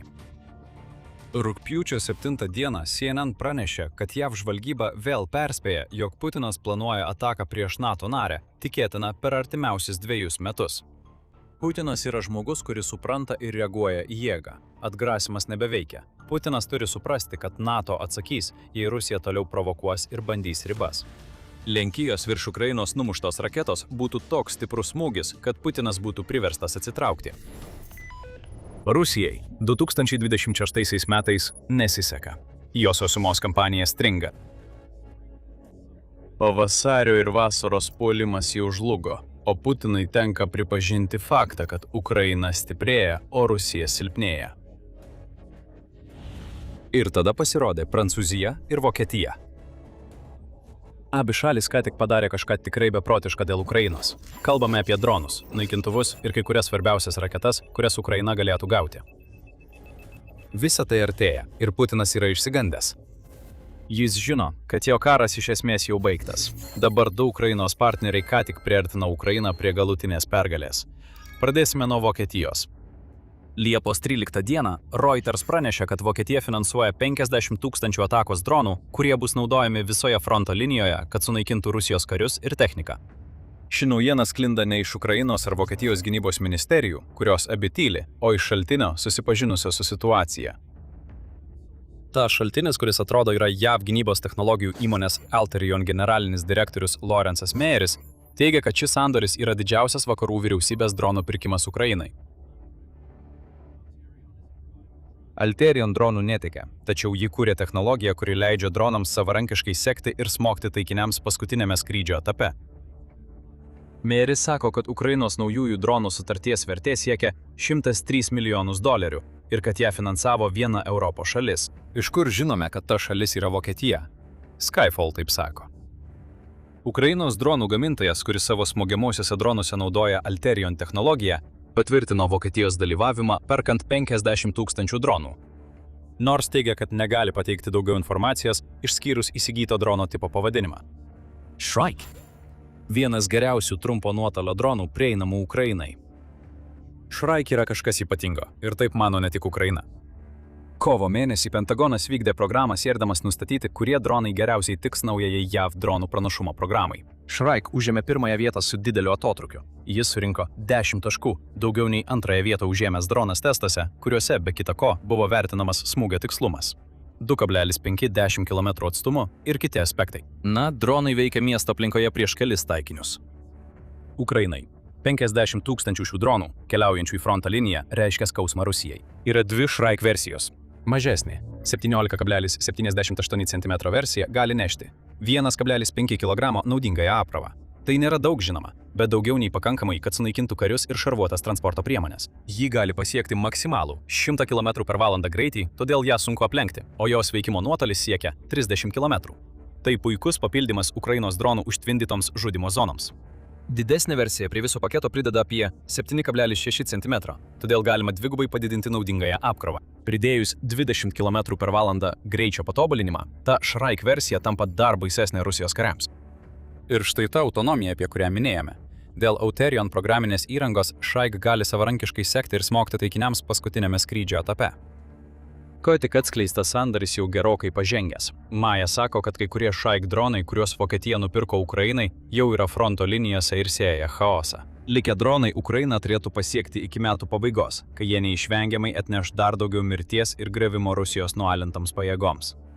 Visa tai skamba įspūdingai, tiesa? Beprotiška tai, kad 50 000 pačių baisiausių dronų siunta pasiekusi Ukrainos frontą yra niekis palyginti su tuo, ką Prancūzija ką tik padarė Ukrainos labui. Niekas to nesitikėjo, ypač Putinas. Prancūzija iš esmės pažvelgė į Vokietijos pasiūlymą ir pasakė: puiku, bet dabar pažiūrėk, ką padarysime. Prancūzija pamatė Vokietijos dronus ir pakėlė kartelę naikintuvais bei raketomis. Mes elgiamės taip, lyg tai būtų kažkokios varžybos, bet iš tikrųjų tiek Prancūzija, tiek Vokietija daro puikius dalykus Ukrainai. Tiesiog Prancūzijos pranešimas yra milžiniškas. Po norinčiųjų koalicijos susitikimo Paryžiuje Liepos 13 dieną, Prancūzijos prezidentas Emmanuelis Macronas paskelbė, kad Prancūzija perduos Ukrainai Rafale naikintuvus. Mes tai jau žinojame. Prancūzija dar vasarį įsipareigojo Ukrainai perduoti 100 Rafale naikintuvų. Tačiau tada Macronas pateikė tikrą staigmeną. Be naikintuvų, Prancūzija taip pat suteiks licencijas, kad Ukraina galėtų gaminti savo Aster 30 priešlėktuvinės raketas, Scalp ilgojo nuotolio sparnuotąsias raketas ir ASM Hammer valdomų bombų rinkinius. Šis pranešimas pasirodė po to, kai JAV prezidentas Donaldas Trumpas pareiškė, kad JAV suteiks Ukrainai licenciją gaminti Patriot raketas ir tai yra tikrai didžiulis įvykis. Tai reiškia, kad Ukraina nebeturės pasikliauti karinę pagalbą, kad gautų visas šias gyvybiškai svarbias raketas ir bombų rinkinius. Ži galės pati visą tai gaminti, remdamasi vidaus gynybos sektoriumi, kuris nuo Putino invazijos labai išaugo. Štai detalės. Rafale naikintuvai neatvyksta akimirksniu, kaip sako Macronas. Tai yra projektas skirtas įsigyti 16 Rafale orlaivių ir jų ginkluotės sistemas. Pirmieji skrydžiai galėtų įvykti jau 2028–2029 metais, o personalo mokymai prasidės artimiausiais mėnesiais. Taigi Ukraina artimiausius kelis mėnesius ruoš savo pilotus naikintuvui, kuris atvyks tik po poros metų. Panašų procesą matėme, kai Ukraina gavo F-16. Ir nors tai gali atrodyti kaip delsimas, kuris nėra idealus Ukrainai, ir tam tikra prasme taip ir yra, Prancūzijos pareiškimas, kad įsiųs naikintuvus nuo 2028 metų, taip pat yra pasitikėjimo ženklas. Tai žinutė Putinui, kad Ukraina vis dar egzistuos ir vis dar kovos net ir po kelių metų. Kitaip tariant, ne, Rusija, tu nelaimėsi karo iki 2028. Tu jo nelaimėsi apskritai. Kalbant apie licenzijas, buvo užuominų, kad tai įvyks. Birželio 30-ąją Euronews pranešė, kad Ukrainos gynybos ministras Michailas Fedorovas atskleidė, jog tarp Ukrainos ir Prancūzijos vyksta derybos dėl galimybės suteikti Ukrainai Scalp raketų licenzijas. Iš tiesų yra pažangos, bet dar per anksti ką nors sakyti, nes tai sudėtingas procesas, susijęs su intelektinė nuosavybė apskritai, gamybos atidarimo ir panašiai. Šiuo klausimu egzistuoja tam tikra biurokratija, tuo metu sakė Fiodorovas. Ir štai, praėjus maždaug 2 savaitėmis ir visos buvusios kliūtys buvo panaikintos. Scalp atkeliauja į Ukrainos gamyklas kartu su oro gynybos raketomis ir valdomų bombų rinkiniais, kurie visi yra itin vertingi Ukrainai. Negalima pervertinti, kokia tai didžiulė reikšmė Ukrainai. Vien tik intelektinės nuosavybės srityje tai reiškia, kad Prancūzija kartu su šių ginklų gamintojais pripažįsta, jog negali patenkinti Ukrainos poreikio. Užuot tiesiog liepia Ukrainai pačiai tvarkytis, jie dalyjasi savo paslaptimis su ta šalimi, kuri yra kovos su Rusija priešakyje, o daugelis Europoje mano, kad šis karas išplis, jei Ukraina nelaimės. Tai, ką matome čia, yra tikra partnerystė. Prancūzija perdavė Ukrainai raktus nuo kai kurių savo svarbiausių ginklų. Kalbant apie pačius ginklus, visi jie turi istoriją, kuri parodo, kodėl Ukraina jų taip trokšta. O imkime pavyzdžiui Aster raketas. Jos naudojamos SAM-T oro gynybos sistemoje, kurią Ukraina jau turi ir sėkmingai naudoja. 2025 m. kovą Ukraina panaudojo SAM-T numuždama Suchoi naikintuvą, tokį kaip Su-27 arba Su-35. Tai pabrėžia šią sistemą kaip svarbų įrankį, kurį Ukraina gali naudoti savo oro erdvės saugumui užtikrinti. SAM-T taip pat yra artimiausias Patriot oro gynybos sistemos atitikmuo. Kaip pažymi Euromaidan Press, ši sistema gali perimti balistinės raketas 25 km atstumu ir naikinti kitus aerodinaminius taikinius 150 km atstumu. Ukrainos iššūkis visada buvo atsargų kiekis. Aster kasmet pagamina iki 100 Aster 30 raketų, nors planuoja šį skaičių padidinti iki 300 raketų per metus iki 2028 metų. Tai nėra pakankamai raketų ir nepakankamai greitai Ukrainai. Dabar, kai Ukraina turi licenciją, jie gali kontroliuoti savo gamybos priemonės. Scalp raketos, dar vadinamos Storm Shadow, buvo svarbios Ukrainos pastangoms sunaikinti Juodosios jūros laivyną. Be to, tai yra itin galingos raketos, puikiai tinkančios smūgiams prieš pasienio teritorijas. Ukraina viso karo metu naudojo ESM Hammer bombų valdymo rinkinį, o Prancūzija jau įsipareigojo pristatyti bent 600 šių bombų per metus. Dabar Ukraina gali gauti daugiau abiejų šių ginklų ir juos gaminti tada, kai tik prireikia. Yra tik vienas žodis, kuriuo galime apibūdinti, kokia nuotaika dabar turi vyrauti Kremliuje. Siaubas. Vokietija ir Prancūzija padarė kažką iš tikrųjų beprotiško Ukrainai. Ir Putinas tai žino. Rusija bijo. Ji žino, kad tai, ką tik matėme, yra žaidimo taisyklės keičiantis įvykis keliais lygmenimis ir netrukus paaiškinsime, kokie tie lygmenys yra. Pirmiausia, tai yra karinė laida. Jei dar neužsiprenumeravote kanalo, dabar yra puikus metas paspausti mygtuką, kad ir toliau matytumėte daugiau mūsų vaizdo įrašų. Grįžkime prie smogiamųjų dronų. 50 000 tiksliausių ir mirtiniausių automatizuotų dronų, kuriuos Ukraina turi savo arsenale, atsargos reiškia dar daugiau mirčių Rusijos kariams fronte. Ir negalima sakyti, kad tie kariai jau dabar nepatiria pakankamai mirčių. Vien birželį Rusija patyrė 39 490 nuostolių, o tai gerokai viršija jos numatoma – 24 000 – 30 000 karių per mėnesį verbavimą, praneša Al Jazeera. Visi šie nuostoliai patiriami mainais už tokį lėtą puolimą, kad Rusijai prireiks maždaug 14 metų, kol ji galiausiai įveiks Ukrainos Donecko gynybą. Pagrindinė visų šių mirčių priežastis yra dronai. Hudsono institutas pažymi, kad manoma, jog dronai lemia iki 80% visų aukų patiriamų fronto linijose. Taigi Vokietija Ukrainai įsigijo ne šiaip bet kokį ginklą. Tai buvo rekordinio masto pirkimas. Ji perka būtent tokio tipo ginklą, kurio Ukrainai reikia, kad smarkiai padidintų Rusijos nuostolius fronte. Be to, 50 000 Šraik dronų sustiprina kiekybinį pranašumą, kurį Ukraina turi prieš Rusiją.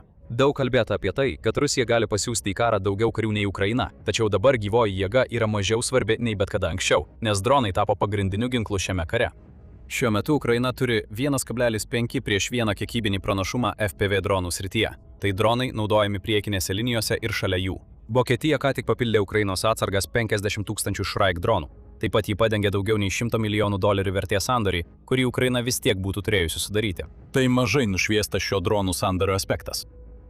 Kiekvieną kartą, kai kita šalis perka dronus Ukrainai, tai sutaupo Ukrainai milijonus $, kuriuos galima panaudoti gaminant kitus ginklus kovai su Rusija. Kas žino, galbūt ką tik sutaupyti Ukrainos pinigai bus skirti Aster 30 raketų gamybai, kurių licenciją ką tik suteikė Prancūzija. Iš visko, ką Prancūzija ir Vokietija suteikė Ukrainai, ši raketų licencija gali būti baisiausia Rusijai. Ne todėl, kad šie ginklai galėtų tiesiogiai pakenkti Rusijos kariams. Jie tam ir nėra sukurti. Jie gali numušti orlaivius ir kovoti su balistinėmis bei sparnuotosiomis raketomis, kurias Rusija beveik kasdien leidžia į Ukrainą. Kalbant apie raketas, tai yra vienintelis aiškus pranašumas, kurį Rusija vis dar turi prieš Ukrainą, nes jį leidžia galingas raketas tiek į karinius objektus, tiek į Ukrainos miestus. Zelenskis neslepia, kad tiki. Daugiau oro gynybos sistemų iš tiesų būtų tikras lūžis Ukrainai. Jis nuolat spaudžia Ukrainos NATO sąjungininkus dėl daugiau raketų, ar tai būtų Patriot, Aster 30 ar bet kokios kitos, praktiškai viso karo metu. Ankaros NATO viršūnių susitikime, kuriame Trumpas paskelbė apie Patriot licencijavimą, Zelenskis dar kartą pakartojo savo raginimą sakydamas: Mes galime viską padaryti patys, bet kai kalbama apie oro gynybą, mums reikia mūsų partnerių ryžto. Tai įvyko po Rusijos raketų smūgių, kurie per savaitę 2 kartus taikėsi į Kijevą ir per juos žuvo daugiau nei 50 civilių. Iš tiesų, Rusijos raketos yra ta problema, kurios Ukraina negali išspręsti vien savo sumanumu. Tai matome iš perėmimo rodiklių. Birželį Ukraina pasiekė 89,4% visų oro grėsmių perėmimo rodikliai. Iš pradžių tai skamba gerai, tačiau šiuos skaičius labai pagerina Ukrainos sėkmė kovojant su Rusijos smūginiais dronais ir kitomis nei balistinės raketos raketų rūšimis. Kalbant apie Rusijos balistinės raketas, Ukraina sugebėjo sustabdyti tik 40% Rusijos paleistų raketų. Yra akivaizdi spraga Ukrainos oro gynyboje, kurią Rusija naudojasi, kai Ukrainai pradeda trūkti oro gynybos raketų. Zelenskis ragina Ukrainos partnerius suteikti daugiau raketų. Šis raginimas nesikeis. Tačiau dabar Ukraina turi Aster 30 licenciją kartu su gaunama Patriot licencija. Ji pagaliau gali pati pasirūpinti šią svarbę savo karo prieš Rusiją dalimi. Ukraina tikrai sulaukė savo partnerių ryžto. O Rusijai ši Aster 30 licencija reiškia, kad vienintelis sėkmingas puolimo kelias bus gerokai apribotas, kai tik Ukraina pradės gamybą. Tai išgąsdins Putiną. Jei jis negali terorizuoti Ukrainos žmonių ir priversti jų pasiduoti savo karo nusikaltimais, jam belieka pasikliauti kariuomenę, kurios kariai masiškai žūsta, nes nesugeba pasiekti jokios realios pažangos. Tokiu atveju Rusijai galas. Ir nepamirškite, kad yra Scalp ir ASM Hammer licenzijos. Jau kalbėjome, kodėl šie ginklai yra svarbus, bet panagrinėkime tai šiek tiek giliau. Scalp yra iš oro paleidžiama sparnuotoji raketa, sukurta sunaikinti stacionarius ir įtvirtintus taikinius. Raketos skrenda žemu aukščiu ir gali pasiekti didelį, beveik viršgarsinį, iki 0,95 mačio greitį, todėl jas nepaprastai sunku perimti. Scalp taip pat gali nuskristi apie 250 km ir turi 450 kg Brooch tipo pramušamąją kovinę galvutę. Ši kovinė galvutė veikia keliais etapais. Pirmiausia, pramuša taikinį, o tada sprogstamasis užtaisas sunaikina viską, kas yra taikinio viduje. Todėl Ukraina ją naudoja laivams ir bunkeriam atakuoti. Pirmiausia pramušti, tada sunaikinti viską, kas yra viduje. Tai yra Scalp veikimo principas. ASM Hammer yra nemažiau neraminantis Rusijai, dažnai apibūdinamas tiesiog kaip bomba. Tačiau ASM Hammer yra daugiau nei tai. Army Recognition jo apibūdina kaip išmanų nuotolinio veikimo ginklą oras-žemė. Iš esmės tai yra modulinis bombos rinkinys, galintis paversti tradicinės kvailas bombas tiksliai valdomais šaudmenimis. Jo galima pritvirtinti prie 125, 250, 500 ir 1000 kg nevaldomų bombų. Pagrindinis Hammer modelis naudoja GPS ir inercinės navigacijos derinį, kad pasiektų taikinį. Vėlesnės versijos papildomai naudoja infraraudonųjų spindulių savitaiką ir lazerinį valdymą. Tikėtina, kad Ukraina gaus licencijas gaminti visų tipų Hammer, suteikdama jai išskirtinį universalumą, kai kalbama apie šių ginklų naudojimą stiprinant vidutinio nuotolio smūgių kampaniją, kuri jau dabar griauna Rusijos logistiką ir vadovavimo struktūras užnugaryje. Hammer komplekto raketinis variklis padidina paprastos bombos nuotolį daugiau nei 70 km, o įvairios valdymo sistemos užtikrina tikėtiną apskritiminį nuokrypį nuo 1 iki 10 metrų. Taigi Ukraina gauna galią ir tikslumą, kaip ir su Storm Shadow, tik šį kartą kitam tikslai. Abi šios ginklų sistemos yra gyvybiškai svarbios Ukrainai. Rusijos naujienų agentūra TASS praneša, kad iki kovo mėnesio Ukraina jau panaudojo daugiau nei 500 Scalp, Storm Shadow ir JAV gamybos Atakams raketų prieš Rusiją. Ir tikriausiai būtų panaudojusi daug daugiau, jei jų būtų turėjusi. Apie pusę iš jų, daugiau nei 500 smūgių, buvo atlikta naudojant Scalp ir Storm Shadow raketas. 120 2023 metais, 90 2024 metais ir 45 2025 metais. Matote mažėjimo tendenciją, kuri rodo, kad Ukraina susiduria su atsargų problemomis. Dabar jau nebe. Turėdama naują licenciją, Ukraina gali gaminti tiek Scalp raketų, kiek tik gali sau leisti. Kalbant apie ASM Hammer, jau minėjome anksčiau, kad jos jau yra Ukrainos pradėtas vidutinio nuotolio smūgių kampanijos prieš Rusiją dalis. Daugiau tokių bombų rinkinių reiškia galimybę numesti iki 1000 kg sveriančias bombas be visų vidutinio nuotolio smūgių dronų, kuriuos Ukraina paleidžia. Rusijai viskas baigta. Ir štai kodėl. Jau minėjome anksčiau, kad tokiu tempu Rusijai užtruktų 14 metų užimti Donecką. Karo studijų institutas pabrėžia, koks lėtas yra tas puolimas. Ir balandį ir gegužę Rusija patyrė grynųjų teritorinių nuostolių, iš viso beveik 400 kvadratinių kilometrų. taigi jokio postumio nebuvo. Rusijai pavyko pakeisti tendenciją birželį, tačiau tik 30,02 kvadratinio kilometro. Invazijos kontekste tai praktiškai nieko nereiškia. Ir toks menkas judėjimo tempas vyksta todėl, kad Ukraina nuolat smoga Rusijos užnugariui. Ką leidžia Ukrainai daryti Scalp ir ESM Hammer? Smogti tam užnugariui dar stipriau. Putinui tai reikš dar daugiau silpnumo fronte ir dar daugiau problemų užnugaryje, kurias reikės spręsti. Ir nepamirškite, kad priekinėse linijose bus Shrike dronai, darantys žalą. Aster 30. Danguje atims iš Rusijos pranašumą dėl ilgo nuotolio raketų ir galimybė, kad 2028 metais bus pristatyti Rafale naikintuvai, kurie išplės Ukrainos oro pajėgumus. Visa tai reiškia labai paprastą dalyką. Rusija atsilieka tuo metu, kai Ukraina tampa vis galingesnė. Vokietija ir Prancūzija iš tikrųjų čia užmezgė glaudesnius ryšius su Ukraina tuo metu, kai Rusija technologiškai atsilieka, o jos naftos ir žmogiškai ištekliai senka. Sekinimo karas, kurį pradėjo Putinas, atsisuko prieš jį patį. Dabar pranašumą turi Ukraina. Ir dabar, kai Putinas žino, kas laukia iš Prancūzijos ir Vokietijos, viskas baigta. Rusijos prezidentas gal ir nepripažins to. Jis gali būti taip įklimpęs savo kare, kad negali pripažinti pralaimėjimą. Bet jis žino, kad Ukrainai gaunant daugiau dronų ir galimybę gaminti pažangius ginklus, kurie neutralizuoja viską, ką bando daryti Rusija, tai yra pražūtinga jo planams. Įspėjimai sklinda po visą Europą. Pavojaus ženklai matomi visiems. Rusija planuoja kažką blogo Baltijos regione ir gali būti, kad Estija taps Putino agresijos taikiniu. Kas nutiks, jei Rusija įsiverš į Estiją? Į šį klausimą mes ir atsakysime, nagrinėdami galimą invazijos scenarijų valanda po valandos. Ką darys Rusija?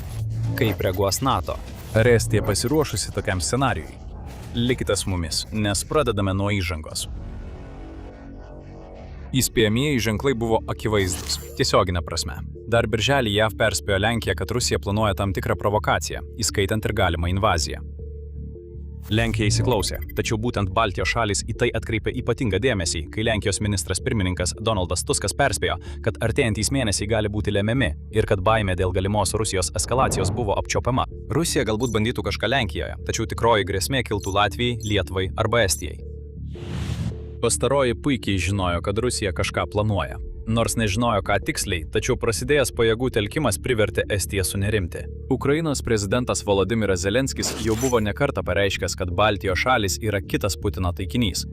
Tokie pareiškimai galėjo pakenkti bendradarbiavimui. Tačiau Estijai pastebėjus daugiau ženklų, teko pripažinti, kad perspėjimai buvo pagrįsti. Iki 2026 metais birželio pabaigos Estija Baltijos jūroje pastebėjo Rusijos tanklaivius, kurie turėjo gabenti suskystintas gamtinės dujas, buvo ginkluoti kulkosvaidžiais ir apkrauti smėlio maišais. Galbūt apsauga nuo perėmimo. Estija netrukus tai sužinos. Rusija taip pat sustabdė visą eismą per geležinkelio pasienio kontrolės punktus Latvijoje, Suomijoje ir Estijoje Liepos pradžioje, tikriausiai siekdama užkirsti kelią Rusijos civiliams netyčia kirsti sieną į Estiją. Įspėjimai nebuvo tušti. Vos po kelių mėnesių Rusija įsiveržė. 1 valanda. Viskas prasideda nuo raketų ir dronų, o ne nuo pėstininkų ir tankų. Pastarieji laukia. Rusija per kelis mėnesius iki invazijos statė infrastruktūrą Baltijos šalių pasienyje, kurioje galėtų apsistoti tūkstančiai karių. Jie ateis. Tačiau pirmiausia, Estija susiduria su ataka panašiai tas, su kuriomis Ukraina susiduria kiekvieną dieną. Iskander ir Orešnik raketos smogia į Taliną ir kitus Estijos miestus, o šimtai rusiškų Shahed tipo dronų užplūsta dangų. Estija viską numatė iš anksto. Oro ir antžeminė stebėsena palei jos sienas aptiko dronus ir raketas. Tačiau neturėdama didelių perėmimo dronų atsargų, kokias turi Ukraina, Estija sunkiai sugebėjo sustabdyti Rusijos Shahed tipo dronus. Ir nors šalis buvo skyrusi $1,2 milijardo moderniai oro gynybos sistemai, greičiausiai Patriot įsigyti, ji nebuvo atvykusi laiku, kad sustabdytų raketas. Iki pradinės Rusijos atakos pabaigos šimtai Estijos civilių buvo žuvę. Tada Rusija pradėjo siųsti karius ir tankus. Iš pradžių mažas infiltravimosi grupės. Estija atsako savo kariais, bet ji žino, kad prasidėjo atgalinis skaičiavimas. Rusijai eskaluojant situaciją, Estijos užduotis bus išsilaikyti kuo ilgiau, gintis nuo Rusijos kiek tik įmanoma, kad NATO sąjungininkai galėtų susitelkti. Estija žino, kad tiesioginėje kovoje ji nelaimės. Padėtį pablogino JAV sprendimas išvesti daugiau nei 500 savo karių iš Estijos, tam, ką JAV vadino vasaros rotacija. Estija neturėjo jokios informacijos, kada tie kariai sugrįš, o dabar jau per vėlu. Jei Rusijos ataka būtų sukėlusi bent vieną amerikiečio auką, Estijai būtų buvusi garantuota JAV reakcija, kuri greitai sustabdytų Rusiją. Šiuo metu šalis turi kariuomenę, kurią sudaro 7700 aktyvios tarnybos karių ir 230 000 rezervistų, kad galėtų priešintis Rusijos pajėgoms, kurios, jei Vladimiras Putinas mobilizuotų ir skirtų visus Rusijos išteklius naujausiam įsiveržimui, galėtų siekti daugiau nei 3 milijonus. Kol kas, viskas dar taip toli nenuėjo. Tačiau invazijai intensyvėjant, Estija žino, kad atgalinis skaičiavimas jau prasidėjo. Tyrimai parodė, kad Rusijai prireiktų tik 90 dienų užkariauti visas Baltijos valstybės. Talinas galėtų kristi dar greičiau. Gali prireikti vos 60 valandų, kol Rusijos tankai pasieks Estijos sostinę. Užduotis – išlaikyti gynybos liniją. Estijos kariuomenė imasi darbo. Kitos – 23 valandas. Pareigūnai visoje Europoje pradeda skubiai veikti. Daugelis tikėjosi, kad Rusijos ataka įvyks kažkada, bet ne dabar. Ukraina buvo perspėjusi, kad tai įvyks 2027 metų pradžioje. Vokietija manė, kad Rusija bus pasirengusi 2029 metais. Tačiau ataka įvyko anksčiau, nei kas nors tikėjosi, ir visa Europa, ypač to šalys, kurios yra NATO narės kartu su Estija, žino, kad netrukus sulauks kvietimo, kad kovotų su savo sąjungininke – Rytų fronte, kuris ką tik susiformavo. Tuo tarpu Estija kovoja už savo gyvybę. Kol vyksta pasiruošimas 5 straipsnio aktyvavimui, dronai ir raketos vis dar skraido, o Rusijos sausumos invazija vis didėja. Maži įsibrovėlių daliniai pradeda virsti didesniais daliniais su tankais ir šarvuočiais. Estija atsako, gindamasi ir bandydama išlaikyti savo įtvirtinimus. Tam buvo iškasti apkasai. Estijos dronai pradeda skraidyti, o jos šarvuočiai išvažiuoja pasitikti Rusijos įsibrovėlių. Paleidžiamos HIMARS raketų sistemos. 2026 m. balandį Estija įsigijo dar 3 tokias sistemas ir jos tampa pagrindinė ilgų nuotolių strategijos dalimi, kurią Estija naudoja smogdama Rusijai užnugaryje, kai fronto linija plečiasi. To nebus pakankamai, kad sustabdytų Rusiją, tai tik pristabdys Putino pajėgas. Tačiau Estija žino, kad turi kozirį rankovėje, suteikiant jai tragišką, bet labai realią viltį dėl greitos NATO reakcijos. JAV kariai galėjo būti atitraukti. Tačiau Estijoje yra NATO pajėgų iš kitų šalių. Dar 2024 metais Jungtinė karalystė paskyrė brigadą Estijos gynybai ir dabar Britų kariai atsidūrė karo su Rusija fronto linijoje. NATO taip pat sustiprino savo oro policijos misiją tiek Estijoje, tiek Lietuvoje Liepos mėnesį. Tai reiškia ne tik tai, kad naikintuvai buvo pakelti kovoti su Rusijos dronais ir raketomis, bet ir tai, kad kiti užsienio kariai, kurie yra NATO šalių piliečiai, kovoja prieš Rusiją Estijoje. Estija to nenori, bet kokia užsienio pajėgų auka būtų naudinga Estijai, nes užtikrintų daug greitesnį NATO atsaką. Praėjo 24 valandos. 5 straipsnis. Oficialiai aktyvuotas, tai galbūt svarbiausias straipsnis visoje NATO chartijoje. 5 straipsnis. Ragina NATO narius suteikti pagalbą bet kuriam nariui, kuris patiria išpuolį savo teritorijoje. Ir Estijai ši pagalba reikalinga kaip niekada anksčiau. Putinas to tikėjosi. Jis puikiai žino apie 5 straipsnį ir supranta, kad jo invazija jį suaktyvintų. Jis tikisi, kad NATO narėms prireiks tiek daug laiko nuspręsti ar suteikti pagalbą, kaip ta pagalba bus suteikta ir kada ji bus išsiųsta, kad Estija jau bus kritusi, kol NATO viską išsiaiškins. Putinas daug dirbo, kad skaldytų NATO, net prisidėdamas prie manipuliacijų, kurios pastumėjo JAV viešai kritikuoti savo NATO sąjungininkės ir net kelis kartus grasinti pasitraukti iš NATO. Kuo daugiau laiko Putino machinacijos suteikia Rusijai, tuo didesnės jos galimybės Estijoje. Tai Estijai kelia labai realią baimę. Paprastai Rusijos provokacijos prieš NATO narės paskatino 4 straipsnio aktyvavimą, dėl ko buvo rengiamos konsultacijos, o ne imtasi veiksmų. Jei Estija pasirinktų tokį kelią, gali praeiti savaitės ar net mėnesiai, kol 5 straipsnis užtikrintų Estijai reikalingą atsaką. Estija žino, kad ji neturi tiek laiko. Beje, tą patį žino ir NATO narės. Tačiau vienintelis precedentas, kai buvo aktyvuotas 5 straipsnis, yra 2001 metų rugsėjo 11 išpuoliai ir NATO narėms prireikė kelių savaičių, kol jos susitarė, kaip reaguoti. Vis dėlto 5 straipsnis buvo aktyvuotas. Estijos aukščiausi pareigūnai dieną ir naktį dirba prie to, kas iš esmės yra diplomatinė misija, siekiant priversti NATO mechanizmą veikti greičiau nei bet kada anksčiau. Viskas, ką Estija gali padaryti, tai tikėtis, kad šios pastangos pasiteisins. Tačiau prieš gilindamiesi į šį invazijos scenarijų, primenu, kad žiūrite karinę laidą. Jei dar neužsiprenumeravote, dabar yra puikus metas paspausti tą mygtuką ir įjungti pranešimų varpelį, kad nepraleistumėte to, ką paruošime jums ateityje.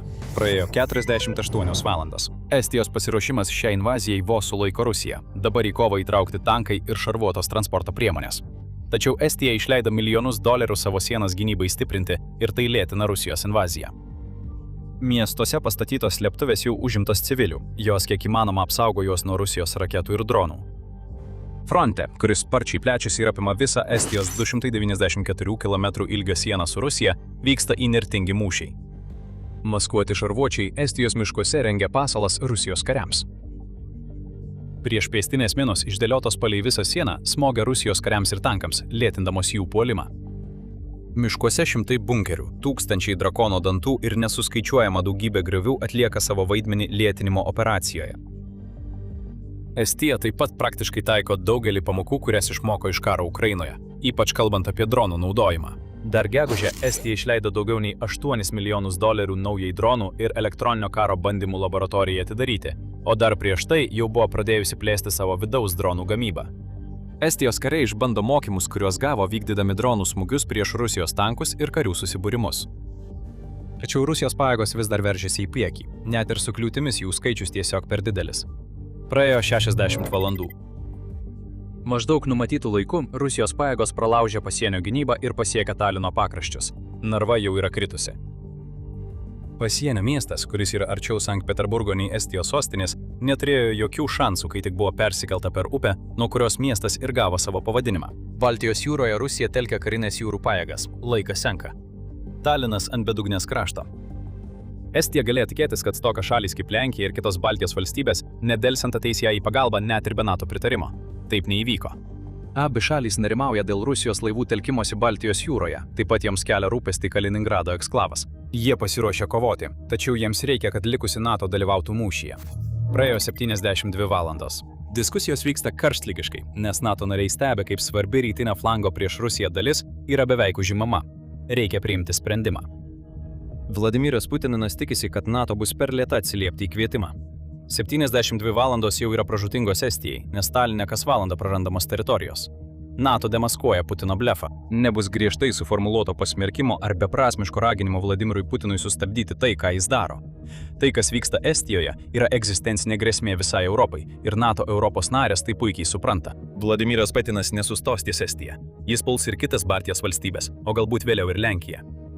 5. straipsnis buvo aktyvuotas. Dabar jis patvirtintas. Estija dar negali atsikvėpti su palengvėjimu. Ji žino, kad gali kovoti kartu su savo NATO sąjungininkais. Pavasarį Estija dalyvavo didžiulėse pratybose, kuriuose nuo gegužės 4 iki birželio 1 dalyvavo 12 000 karių. Ir tose pratybose taip pat dalyvavo Ukrainos atstovai, kurie perdavė pamokas išmoktas iš karo Ukrainoje. Tačiau Estija taip pat žino, kad NATO įsipareigojimas aktyvuoti 5. straipsnį yra tik pirmas žingsnis. Kariai turi pradėti judėti. Reikia parengti planus. Gali praeiti savaitės, kol bus matomas pilnas NATO atsakas. Tačiau Estija turi ir priežasčių džiaugtis. Baltijos jūra, kuri kartais vadinama NATO strateginė jūra, yra apsupta 8 NATO valstybių, įskaitant Estiją. Kitos Baltijos valstybės, Lenkija ir šiaurės šalys tokios kaip Suomija, Švedija ir Norvegija, gali greičiau reaguoti į NATO kvietimą nei dauguma kitų Europos NATO narių. Deižė, kai kurie Jungtinės karalystės kariai taip pat žuvo gindami Estiją. Tai paskatino Jungtinę karalystę imtis veiksmų. Ji siunčia karo laivus ir povandeninius laivus į Baltijos jūrą. Švedijos Gotlando sala ir Danijos Bornholmas greitai tampa strateginiais butelio kokleliais, kurie sulėtina Rusijos karo laivus ir neleidžia jiems sutelkti savo ugnies galios į Estijos pakrantę. Lenkijos pajėgos pradeda žygiuoti link Baltijos regiono.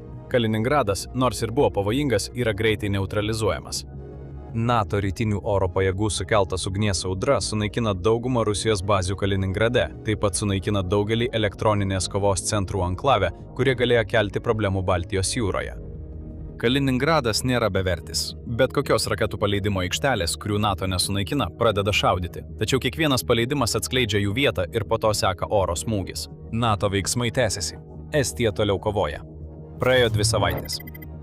Didžioji Estijos dalis yra okupuota Rusijos, tačiau kai kovoje dalyvauja ir kitas Baltijos šalys, Lenkija bei Šiaurės šalys, estų atsitraukimai buvo taktiniai. Dabar susidarė aiški fronto linija, kurioje abiejose pusėse yra tūkstančiai karių ir tai sulėtino Rusijos puolimą iki minimumo. Kasdien į Baltijos regioną plūsta vis daugiau NATO pajėgų. Sprendžiant logistikos klausimus, į Baltijos regioną pradeda tekėti ginklų srautas. Lenkija ima ryškiai išsiskirti. Jos pajėgos jau įžengė į Kaliningradą ir jį upėmė po oro smūgių bangos. Tai, kad pagal BVP dalį Lenkija NATO išleidžia daugiausia, dabar atsiperka. Lenkų tankai, šarvuotosios transporto priemonės ir modernūs orlaiviai padeda Estijai pradėti stumti Rusijos pajėgas atgal. Žinoma, Rusija nenaudoja tik to, ką atsinešė. Kai NATO pajėgos juda į Baltijos regioną, Rusija siunčia tūkstančius pastiprinimų. Planas paprastas – sukurti tokio paties pobūdžio alinantį karą, kokį Rusija kariauja Ukrainoje. Jei to pakaks, kad Rusija užimtų Estiją ar vieną iš kitų Baltijos šalių, Putinas turės svertų, kuriuos galės panaudoti priversdamas NATO sėsti prie derybų stalo. Estijos pajėgos turi dar vieną problemą, su kuria reikia susidoroti. Apie ketvirtadalį Estijos gyventojų sudaro etniniai rusai ir kai kurie iš jų kovoja prieš Estiją iš vidaus. Diversantai ir įsilaužėlių grupės silpnina Estijos gynybą ir bando sužlugdyti jo socialinės struktūras. Estija nespėjo išsiųsti didelės dalies savo teritorijoje gyvenančių Estijos pilietybės neturinčių rusų tautybės gyventojų prieš Rusiją užpuolant ir dabar jie kelia problemų. Vis dėlto, situacija pradeda keistis. NATO sureagavo greičiau nei Putinas tikėjosi ir Rusija pradeda jausti spaudimą. Praėjo mėnuo. Lūžis. Europos NATO šalys greitai sureagavo į Rusijos invaziją į Estiją. JAV reagavo lėčiau, bet po mėnesio kovų Jungtinės valstijos pamatė, kad Rusija peržengė bet kokias provokacijos ribas. Nors karas vis dar apsiriboja Baltijos regionu, žūsta per daug žmonių ir JAV tai supranta. Nepaisant visų administracijos skambių pareiškimų, jos įtakos pagrindas Europoje yra pavojuje, ypač dabar, kai kovoje dalyvauja ne tik Estija. JAV pradeda siųsti karius. Jiems prireiks laiko atvykti, bet jie jau keliauja. Putinui buvo pasiųstas signalas, kad bet koks jo bandymas nepavyko. Jei visas NATO stos prieš Rusiją, NATO turės pranašumą visose srityse. Į kovą galima mesti beveik 3 kartus daugiau aktyviosios tarnybos karių ir daugiau lėktuvų, tankų, šarvuotų transporto priemonių, laivų bei artilerijos. Putinas toliau spaudžia. Tačiau jis turi dar vieną problemą, kuri galiausiai pražudys Rusiją. Praėjo 2 mėnesiai. Putino skaičiavimai dėl Estijos invazijos rėmėsi lėta NATO reakcija ir greitu Estijos užėmimu. Nei vienas iš jų nepasiteisino.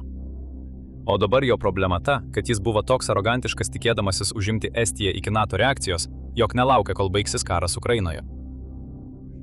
Rusija dabar kariauja 2 karus. Vieną NATO rytinėme flanže ir kitą Ukrainoje. Susidarė užburtas ratas. Jei Putinas išveda kariuomenę iš Ukrainos kovoti Estijos regione, Ukraina gali atgauti teritorijas ir atvirkščiai. NATO stumia Rusijos pajėgas dar toliau atgal. Ir tuo pačiu metu NATO logistinės tiekimo grandinės nuolat siunčia karius ir įrangą į rytų frontą. Abisės apsikeičia raketų smūgiais. Dėl NATO pranašumo ore Rusijos kariniai objektai yra naikinamos raketomis ir bombomis. Tačiau kai įsitraukia JAV, Putinas žino, kad negali griebtis branduolinių ginklų, nepatirdamas tokio pat atsako, kuris šį karą paverstų pasaulio pabaiga. Be to, jis nenorėjo kovoti su visa NATO. Jis norėjo užimti Estiją ir galbūt kitas Baltijos valstybės, o tada priversti likusius NATO narius sėsti prie derybų stalo. Rusija per daug išlaidė savo pajėgas.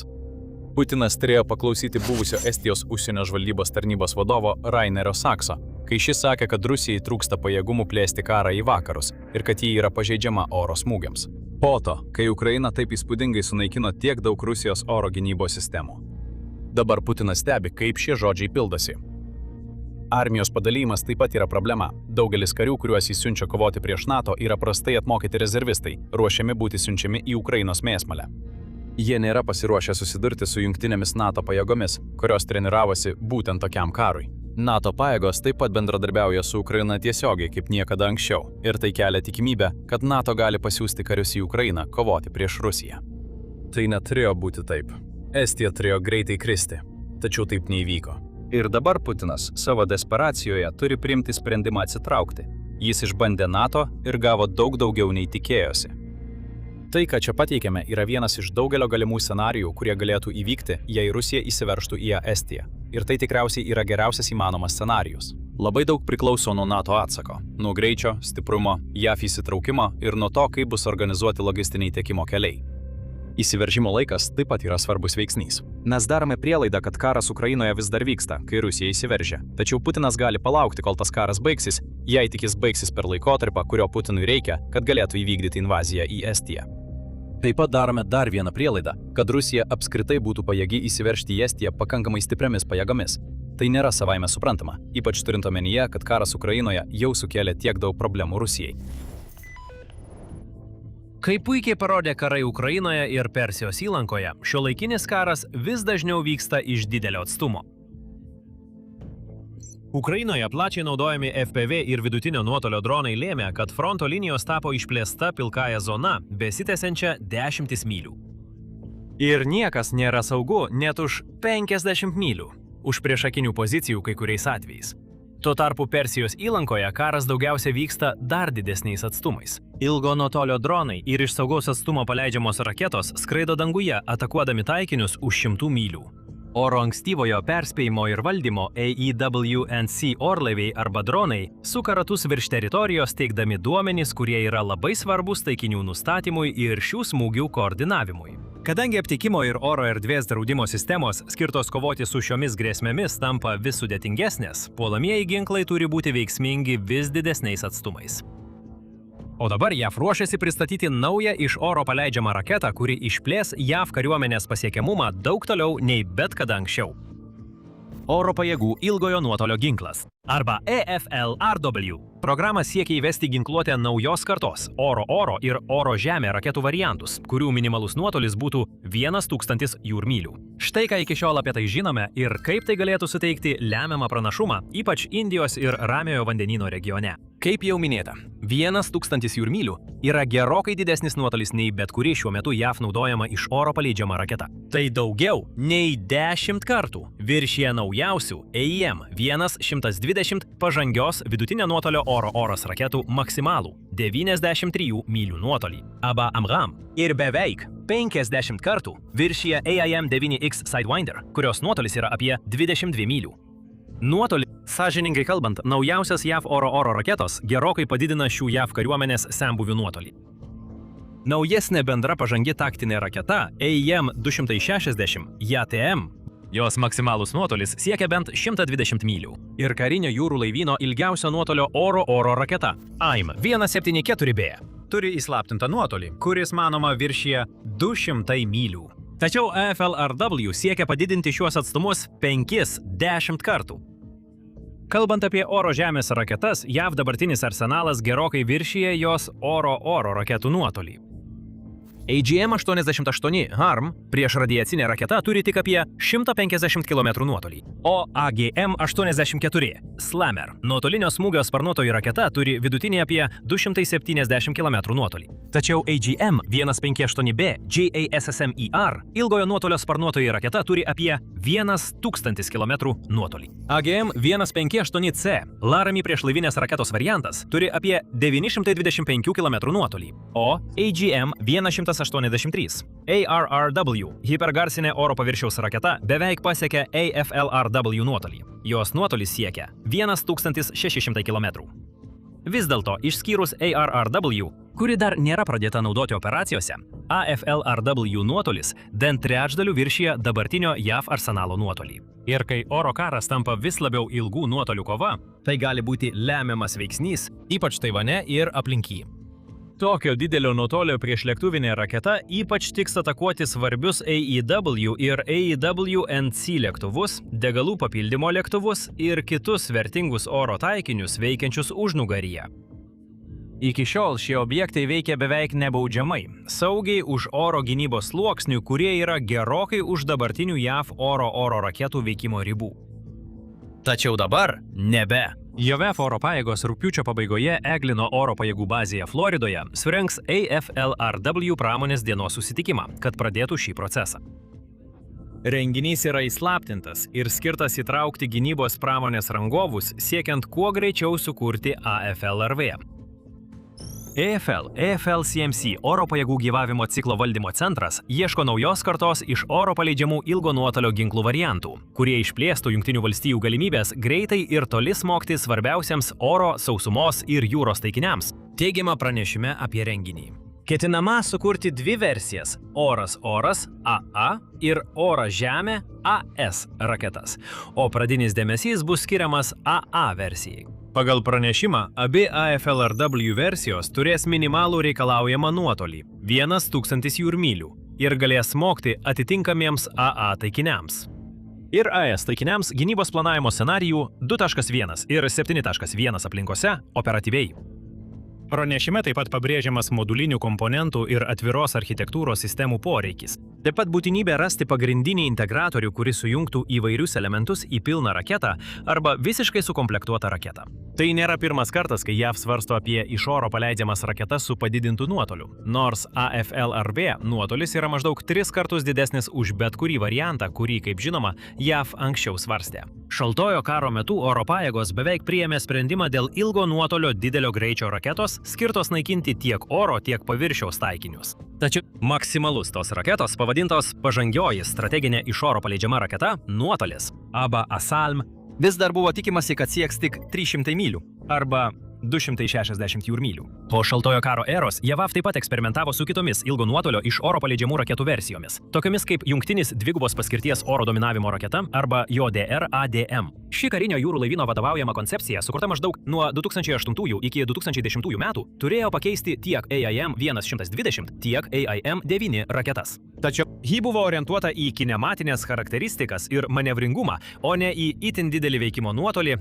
Numatomas galimybės tikriausiai ribojo apie 54-81 jūrmylių nuotolis. 2010-aisiais JDR-ADM virto dabar jau nebeegzistuojančią kitos kartos raketos NGM programa, kuri siekia maždaug 86-108 jūrmylių nuotolio. Pastaruoju metu ilgojo nuotolio kovos ginklas LRU buvo tiesioginis AIM-260 JTM ir galbūt AIM-174B pirmtakas. Jo projektavimo tikslas buvo pasiekti maždaug 108-200 jūrmylių nuotolį. Anksčiau, 2026 metais, karinis jūrų laivynas paskelbė savo kvietimą dėl ilgo nuotolio prieš radiolokacinės raketos, galinčios naikinti oro ir paviršiaus taikinius, pavadintos pažangioji emisijos slopinimo raketa arba AJSM. Tačiau tarnyba nenurodė, koks galėtų būti pageidaujamas šio ginklo nuotolis. Taigi, JAV akivaizdžiai jau dešimtmečius siekia sukurti galingą ilgo nuotolio iš oro paleidžiamą raketą, tačiau nieko panašaus į AFLRB mastą. Iš tiesų atrodo, kad nė vienoje iš šių programų niekada nebuvo svarstomas 1000 jūrmylių nuotolis, bent jau viešai. Tačiau 2024 m. gruodį oro pajėgos viešai kalbėjo apie galimybę turėti priešlėktuvinės raketas, kurių nuotolis siektų iki 1000 mylių. Kongresui pateiktoje ataskaitoje priešlėktuviniai ginklai, kurių nuotolis viršyje 1000 mylių ir kuriuos palaiko kosminiai jutikliai, sukels grėsmę orlaiviams, tokiems kaip degalų papildymo lėktuvai, kurie tradiciškai veikia nebaudžiamai, teigiama oro pajėgų 2024 metais ataskaitoje. Tačiau tai buvo numatyta kaip dalis prognozuojamos grėsmių ekosistemos, kurią karinis jūrų laivynas matė susiformuojant iki 2050 metais. Sprendžiant iš visko, dabar ketinama AFRW pradėti naudoti per artimiausius kelerius metus. Tai kodėl atsirado toks skubumas? Tai tas pats atsakas į augančius JAV priešininkų pajėgumus. Ir ypač į tą, kuris investavo milžiniškas pastangas ir pinigus į AEW, AWNC ir tolimojo nuotolio oro gynybą. Kinija. Kinija pastaraisiais metais labai išplėtė savo AEW ir AWNC orlaivių parką bei tolimojo nuotolio oro erdvės draudimo pajėgumus. Nuo ribotos regioninės jėgos ji tapo pajėgi projektuoti galę giliai į vakarų ramųjį vandenyną. Ypač nerimą kelia tai, kad Liaudies išlaisvinimo armija PLA per pastarąjį dešimtmetį padidino savo AEW ir AEWNC pajėgumus 6-8 kartus. Šio proceso metu jie sukūrė moderniausią ir įvairiausią orlaivių parką pasaulyje po JAV. Kinija pradėjo serijinę savo turbopropelerinio KJ500 darbo arklio gamybą ir dabar turi daugiau nei 60 orlaivių tarnyboje, 40 oro pajėgose ir daugiau nei 20 karinėme jūrų laivyne. KJ500 pažangi skaitmeninė radarų sistema, kaip pranešama, leidžia aptikti sunkiai pastebimus taikinius nuotoliuose prilygstančiuose didesniems orlaiviams. Dar labiau neramina tai, kad Kinija taip pat pristatė KJ600 lėktuvnešiui skirtą ankstyvojo perspėjimo ir valdymo orlaivį, panašų į JAV EDU Hawkeye. Šis lėktuvas leidžia Kinijos lėktuvnešių smogiamiesiams junginiams veikti turint savą ilgų nuotolių radarų aprėptį, smarkiai išplečiant jų gynybinį ir puolamąjį pasiekiamumą už laivuose įrengtų radarų ribų. Tačiau šie pajėgumai netrukus dar labiau išsiplės. Kinija kuria KJ3000, kuris pakeis sensantį KJ2000. Naujasis lėktuvas turėtų pasižymėti didesniu kuro efektyvumu, ištverme ir galingesniu radaru. Be to, aukštuminiai WZ9 ir pažangus KJ700 yra diegiami tam, kad aptiktų sunkiai pastebimus orlaivius ir valdytų sudėtingas kovos erdves. Be to, nauji specialios paskirties orlaiviai, tokie kaip Y9DZ ir Y9LG, sujungia ankstyvojo perspėjimo ir valdymo funkcijas su galingu elektroniniu puolimu ir žvalgybos rinkimu. Šie sudėtingi orlaiviai leistų Kinijai vienu metu aptikti, trukdyti ir nustatyti priešininko bei spinduliuotės šaltinių vietą per vieną skrydį. Šie pokyčiai labai sumažino didžiulį JAV pranašumą stebėjimo ir mūšio lauko žvalgybos srityje. Tačiau Kinija taip pat kuria ilgo nuotolio puolamuosius ir gynybinius ginklus, kad galėtų kovoti su grėsmėmis vis didesniais atstumais. Ir jie jau naudoja ilgo nuotolio iš oro paleidžiamas raketas, kurios gali prilygti arba pranokti AFRW. Changjiang 20 arba CJ-20 yra iš oro paleidžiama sparnuotoji raketa, kurią gabena H6K bombonešis. Ir jos numatomas nuotolis yra apie 1500–2000 km. Tai tiesiogiai atitinka apatinę AFLRW reikalavimo ribą, suteikdama H6K galimybę smogti tolimiems taikiniams, nuskridus toli į ramųjį vandenyną. Kinija taip pat jau turi orų paleidžiamą savo IJ-21 hipergarsinės priešlaivinės balistinės raketos variantą, pritaikytą naudoti su H6K bombonešiu. Jos nuotolis yra maždaug 1500 km, o greitis siekia nuo Mach 6 iki 10. Tai yra maždaug nuo 7200 iki 12200 km/h. Nors jos nuotolis šiek tiek trumpesnis nei AFLR numatytas nuotolis, hipergarsinis greitis daro ją rimta grėsme lėktuvnešių grupėms. Kinija taip pat aktyviai miniatūrizuoja šias sistemas, kad jos tiktų mažesniems taktiniams orlaiviams, tokiems kaip J-10, taip išplėsdama tolimojo nuotolio hipergarsinių raketų pasiekiamumą už strateginių bombonešių ribų. Taigi šiuo atžvilgiu JAV tam tikra prasme vejasi, kaip ir likusi NATO dalis. Už JAV ribų aljanso viduje panašios į AFRW raketos vis dar yra kūrimo stadijoje. ELSA, Europos tolimojo smūgio iniciatyva, yra bendras projektas apimantis Jungtinės karalystės ir Vokietijos dvišalį projektą, skirtą sukurti naują sparnuotąją raketą, kurios nuotolis viršyje 1240 mylių. Ir būsima kovinė oro sistema, arba FCS, SCAF, kurią kuria tokios šalys kaip Prancūzija, Vokietija ir Ispanija, apima planus dėl naujos kartos ilgojo nuotolio ginklų, nors tiksli informacija apie nuotolį lieka įslaptinta. Jei ieškote naujausių karinių ir geopolitinių naujienų, paaiškintų taip, kad suprastumėte ne tik kas vyko, bet ir kodėl tai svarbu, būtent tai mes ir pateikiame kiekvieną dieną šioje karinėje laidoje. Taigi, prenumeruokite kanalą, kad visada būtumėte įvykių sūkuryje. Dabar Kinija pranašumą turi ne tik savo puolamųjų ilgojo nuotolio raketų diapazone. Jie taip pat sukūrė gynybinės priešlėktuvinės raketas, galinčias pasiekti daugiau nei 1000 jūrmylių. HQ-19 yra pagrindinė Kinijos užatmosferinė priešraketinės gynybos sistema arba ABM, prilygstanti JAV THAAD. Jos patvirtintas perėmimo nuotolis yra apie 1620 jūrmylių. Nors tai visų pirma yra priešraketinės gynybos sistema, jos radarų ir kinetinės savybės taip pat reikšmingai prisideda prie oro erdvės uždraudimo prieš aukštai skrendančias grėsmes, tokias kaip JAV AWACS orlaiviai, naikintuvai, bombonešiai ir artėjančios raketos. Tačiau akivaizdu, kad yra elitinių Kinijos liaudės išlaisvinimo armijos narių, kurie mato poreikį turėti raketą prilygstančią AFLRW. Specialiai sukurta taikytis į aukštos vertės taikinius, tokius kaip AEW ir AEW-NC orlaiviai bei bombonešiai. Kinijos mokslininkai viešai pasiūlė naują hipergarsinę žemė-oras raketą, kurios nuotolis siekia apie 1080 jūrmylių. Ir tai keičia situaciją JAV padėtį. Tai reiškia, kad JAV nuotolinės raketos nebegali būti paleidžiamos iš saugaus atstumo, tai yra už Kinijos oro gynybos ribų. JAV bombonešiai ir naikintuvai turėtų įskristi į efektyvų Kinijos tolimojo nuotolio raketų veikimo atstumą, kad galėtų paleisti savo raketas. Iš esmės tai reiškia, kad dabartinės JAV nuotolinės raketos iš tikrųjų nebėra nuotoliniai ginklai. Štai kodėl JAV vis labiau skuba sukurti raketą, kuri galėtų konkuruoti. Kinijos esamas gebėjimas pasiekti vertingiausius JAV objektus daugiau nei 1000 jūrmylių atstumu. Be to, augantis Kinijos AEW, AEW-NC ir kuro papildymo lėktuvų parkas daro tai būtina. Ypač atsižvelgiant į atstumus tarp JAV bazių ir sąjungininkų Taivane. Atstumas tarp javopinės bazių Japonijos Okinavos saloje ir Taivano yra maždaug 390 jūrmylės. Toliau atstumas tarp Andersono oro pajėgų bazės Guame ir Taivano yra apie 1500 jūrmylių. Tai reiškia, kad AFLRW ginkluoti orlaiviai skrendantis virš rytų Kinijos jūros arba šiaurinės pietų Kinijos jūros dalies turėtų galėti atakuoti taikinius Kinijos žemyninėje dalyje 100 raketų, jei būtų prieinami tinkami taikinių duomenys. AFLRW taip pat suteiktų oro pajėgoms galimybę numušti ore esančius AEW ir AEW-NC orlaivius, kuro papildymo lėktuvus, bombonešius, kitus žvalgybos ir stebėjimo orlaivius, o galbūt net ir netikėtai užkluptus taktinius naikintuvus. Be to, raketos galės tai padaryti neįspėjus taikinių apie tai, kad į juos nusitaikyta, bent jau tol, kol bus per vėlų pabėgti. Taikinių atakavimas iš tokių didelių nuotolių taip pat labai sumažina poreikį siųsti taktinius oro pajėgumus ir pagalbinius orlaivius toli į priekį ir giliai į pavojingas zonas, ypač konflikto pradžioje.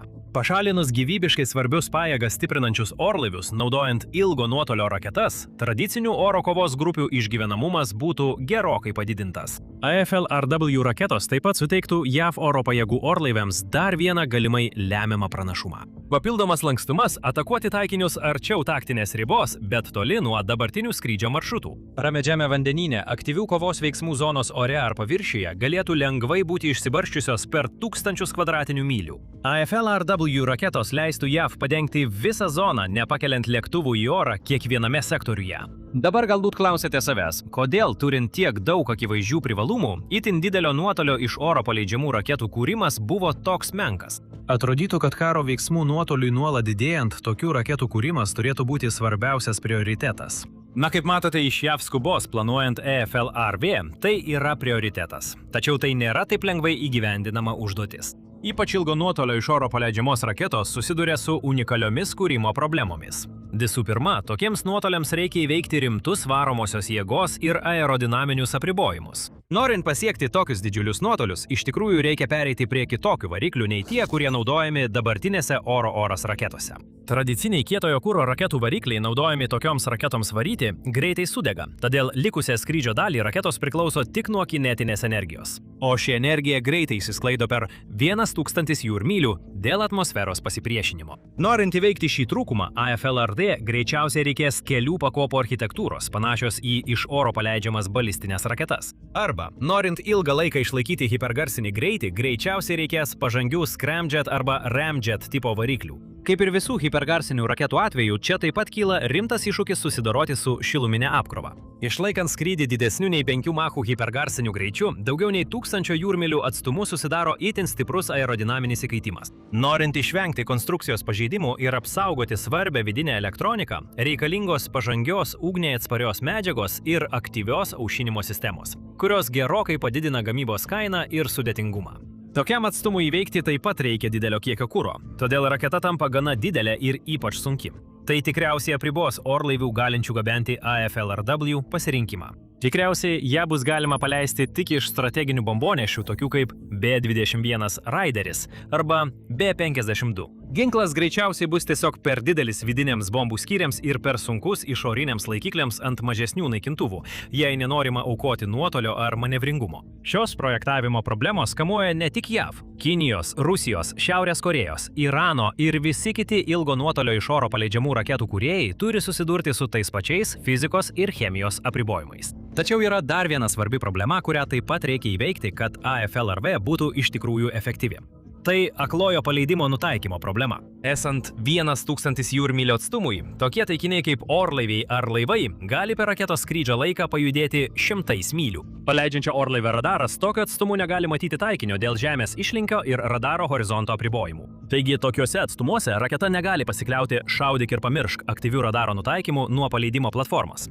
Taikinio koordinatės turės būti atnaujinamos, kol raketa yra ore. Šie vidurinės trajektorijos atnaujinimai turės būti perdodami išoriniais jutikliais, esančiais palydovose, dronuose arba kituose orlaivuose. Ir tam reikia patikimo, trukdžiams atsparaus duomenų ryšio kanalo, kuris galėtų veikti priešiškoje elektroninio karo aplinkoje, galbūt reikalaujant tobulinti esamų JAV duomenų ryšio sistemų galimybes. Laimiai JAV tai yra sritis, kurioje jie jau turi geriausias galimybės tarp visų pasaulio kariuomenių. Nukreipti raketą į reikiamą bendrą smūgio zoną neturėtų būti didelis iššūkis. Tačiau yra dar vienas sritis, kurioje preciziškas smūgis dideliu atstumu vis dar kelia rimtą technologinį iššūkį. Tai ieškiklio jautrumas galutinėje fazėje. Kai raketa pasiekia taikinio zoną, jos borfo ieškiklis turi savarankiškai aptikti konkretų taikinį tarp trukdžių ir priešpriemonių be išorinės pagalbos. Todėl AFLRW reikia ieškiklių turinčių pakankamą jautrumą ir apdorojimo galią, kad galėtų atskirti aukštos vertės taikinius, tokius kaip degalų papildymo orlaiviai ar AVAX, nuo masalų.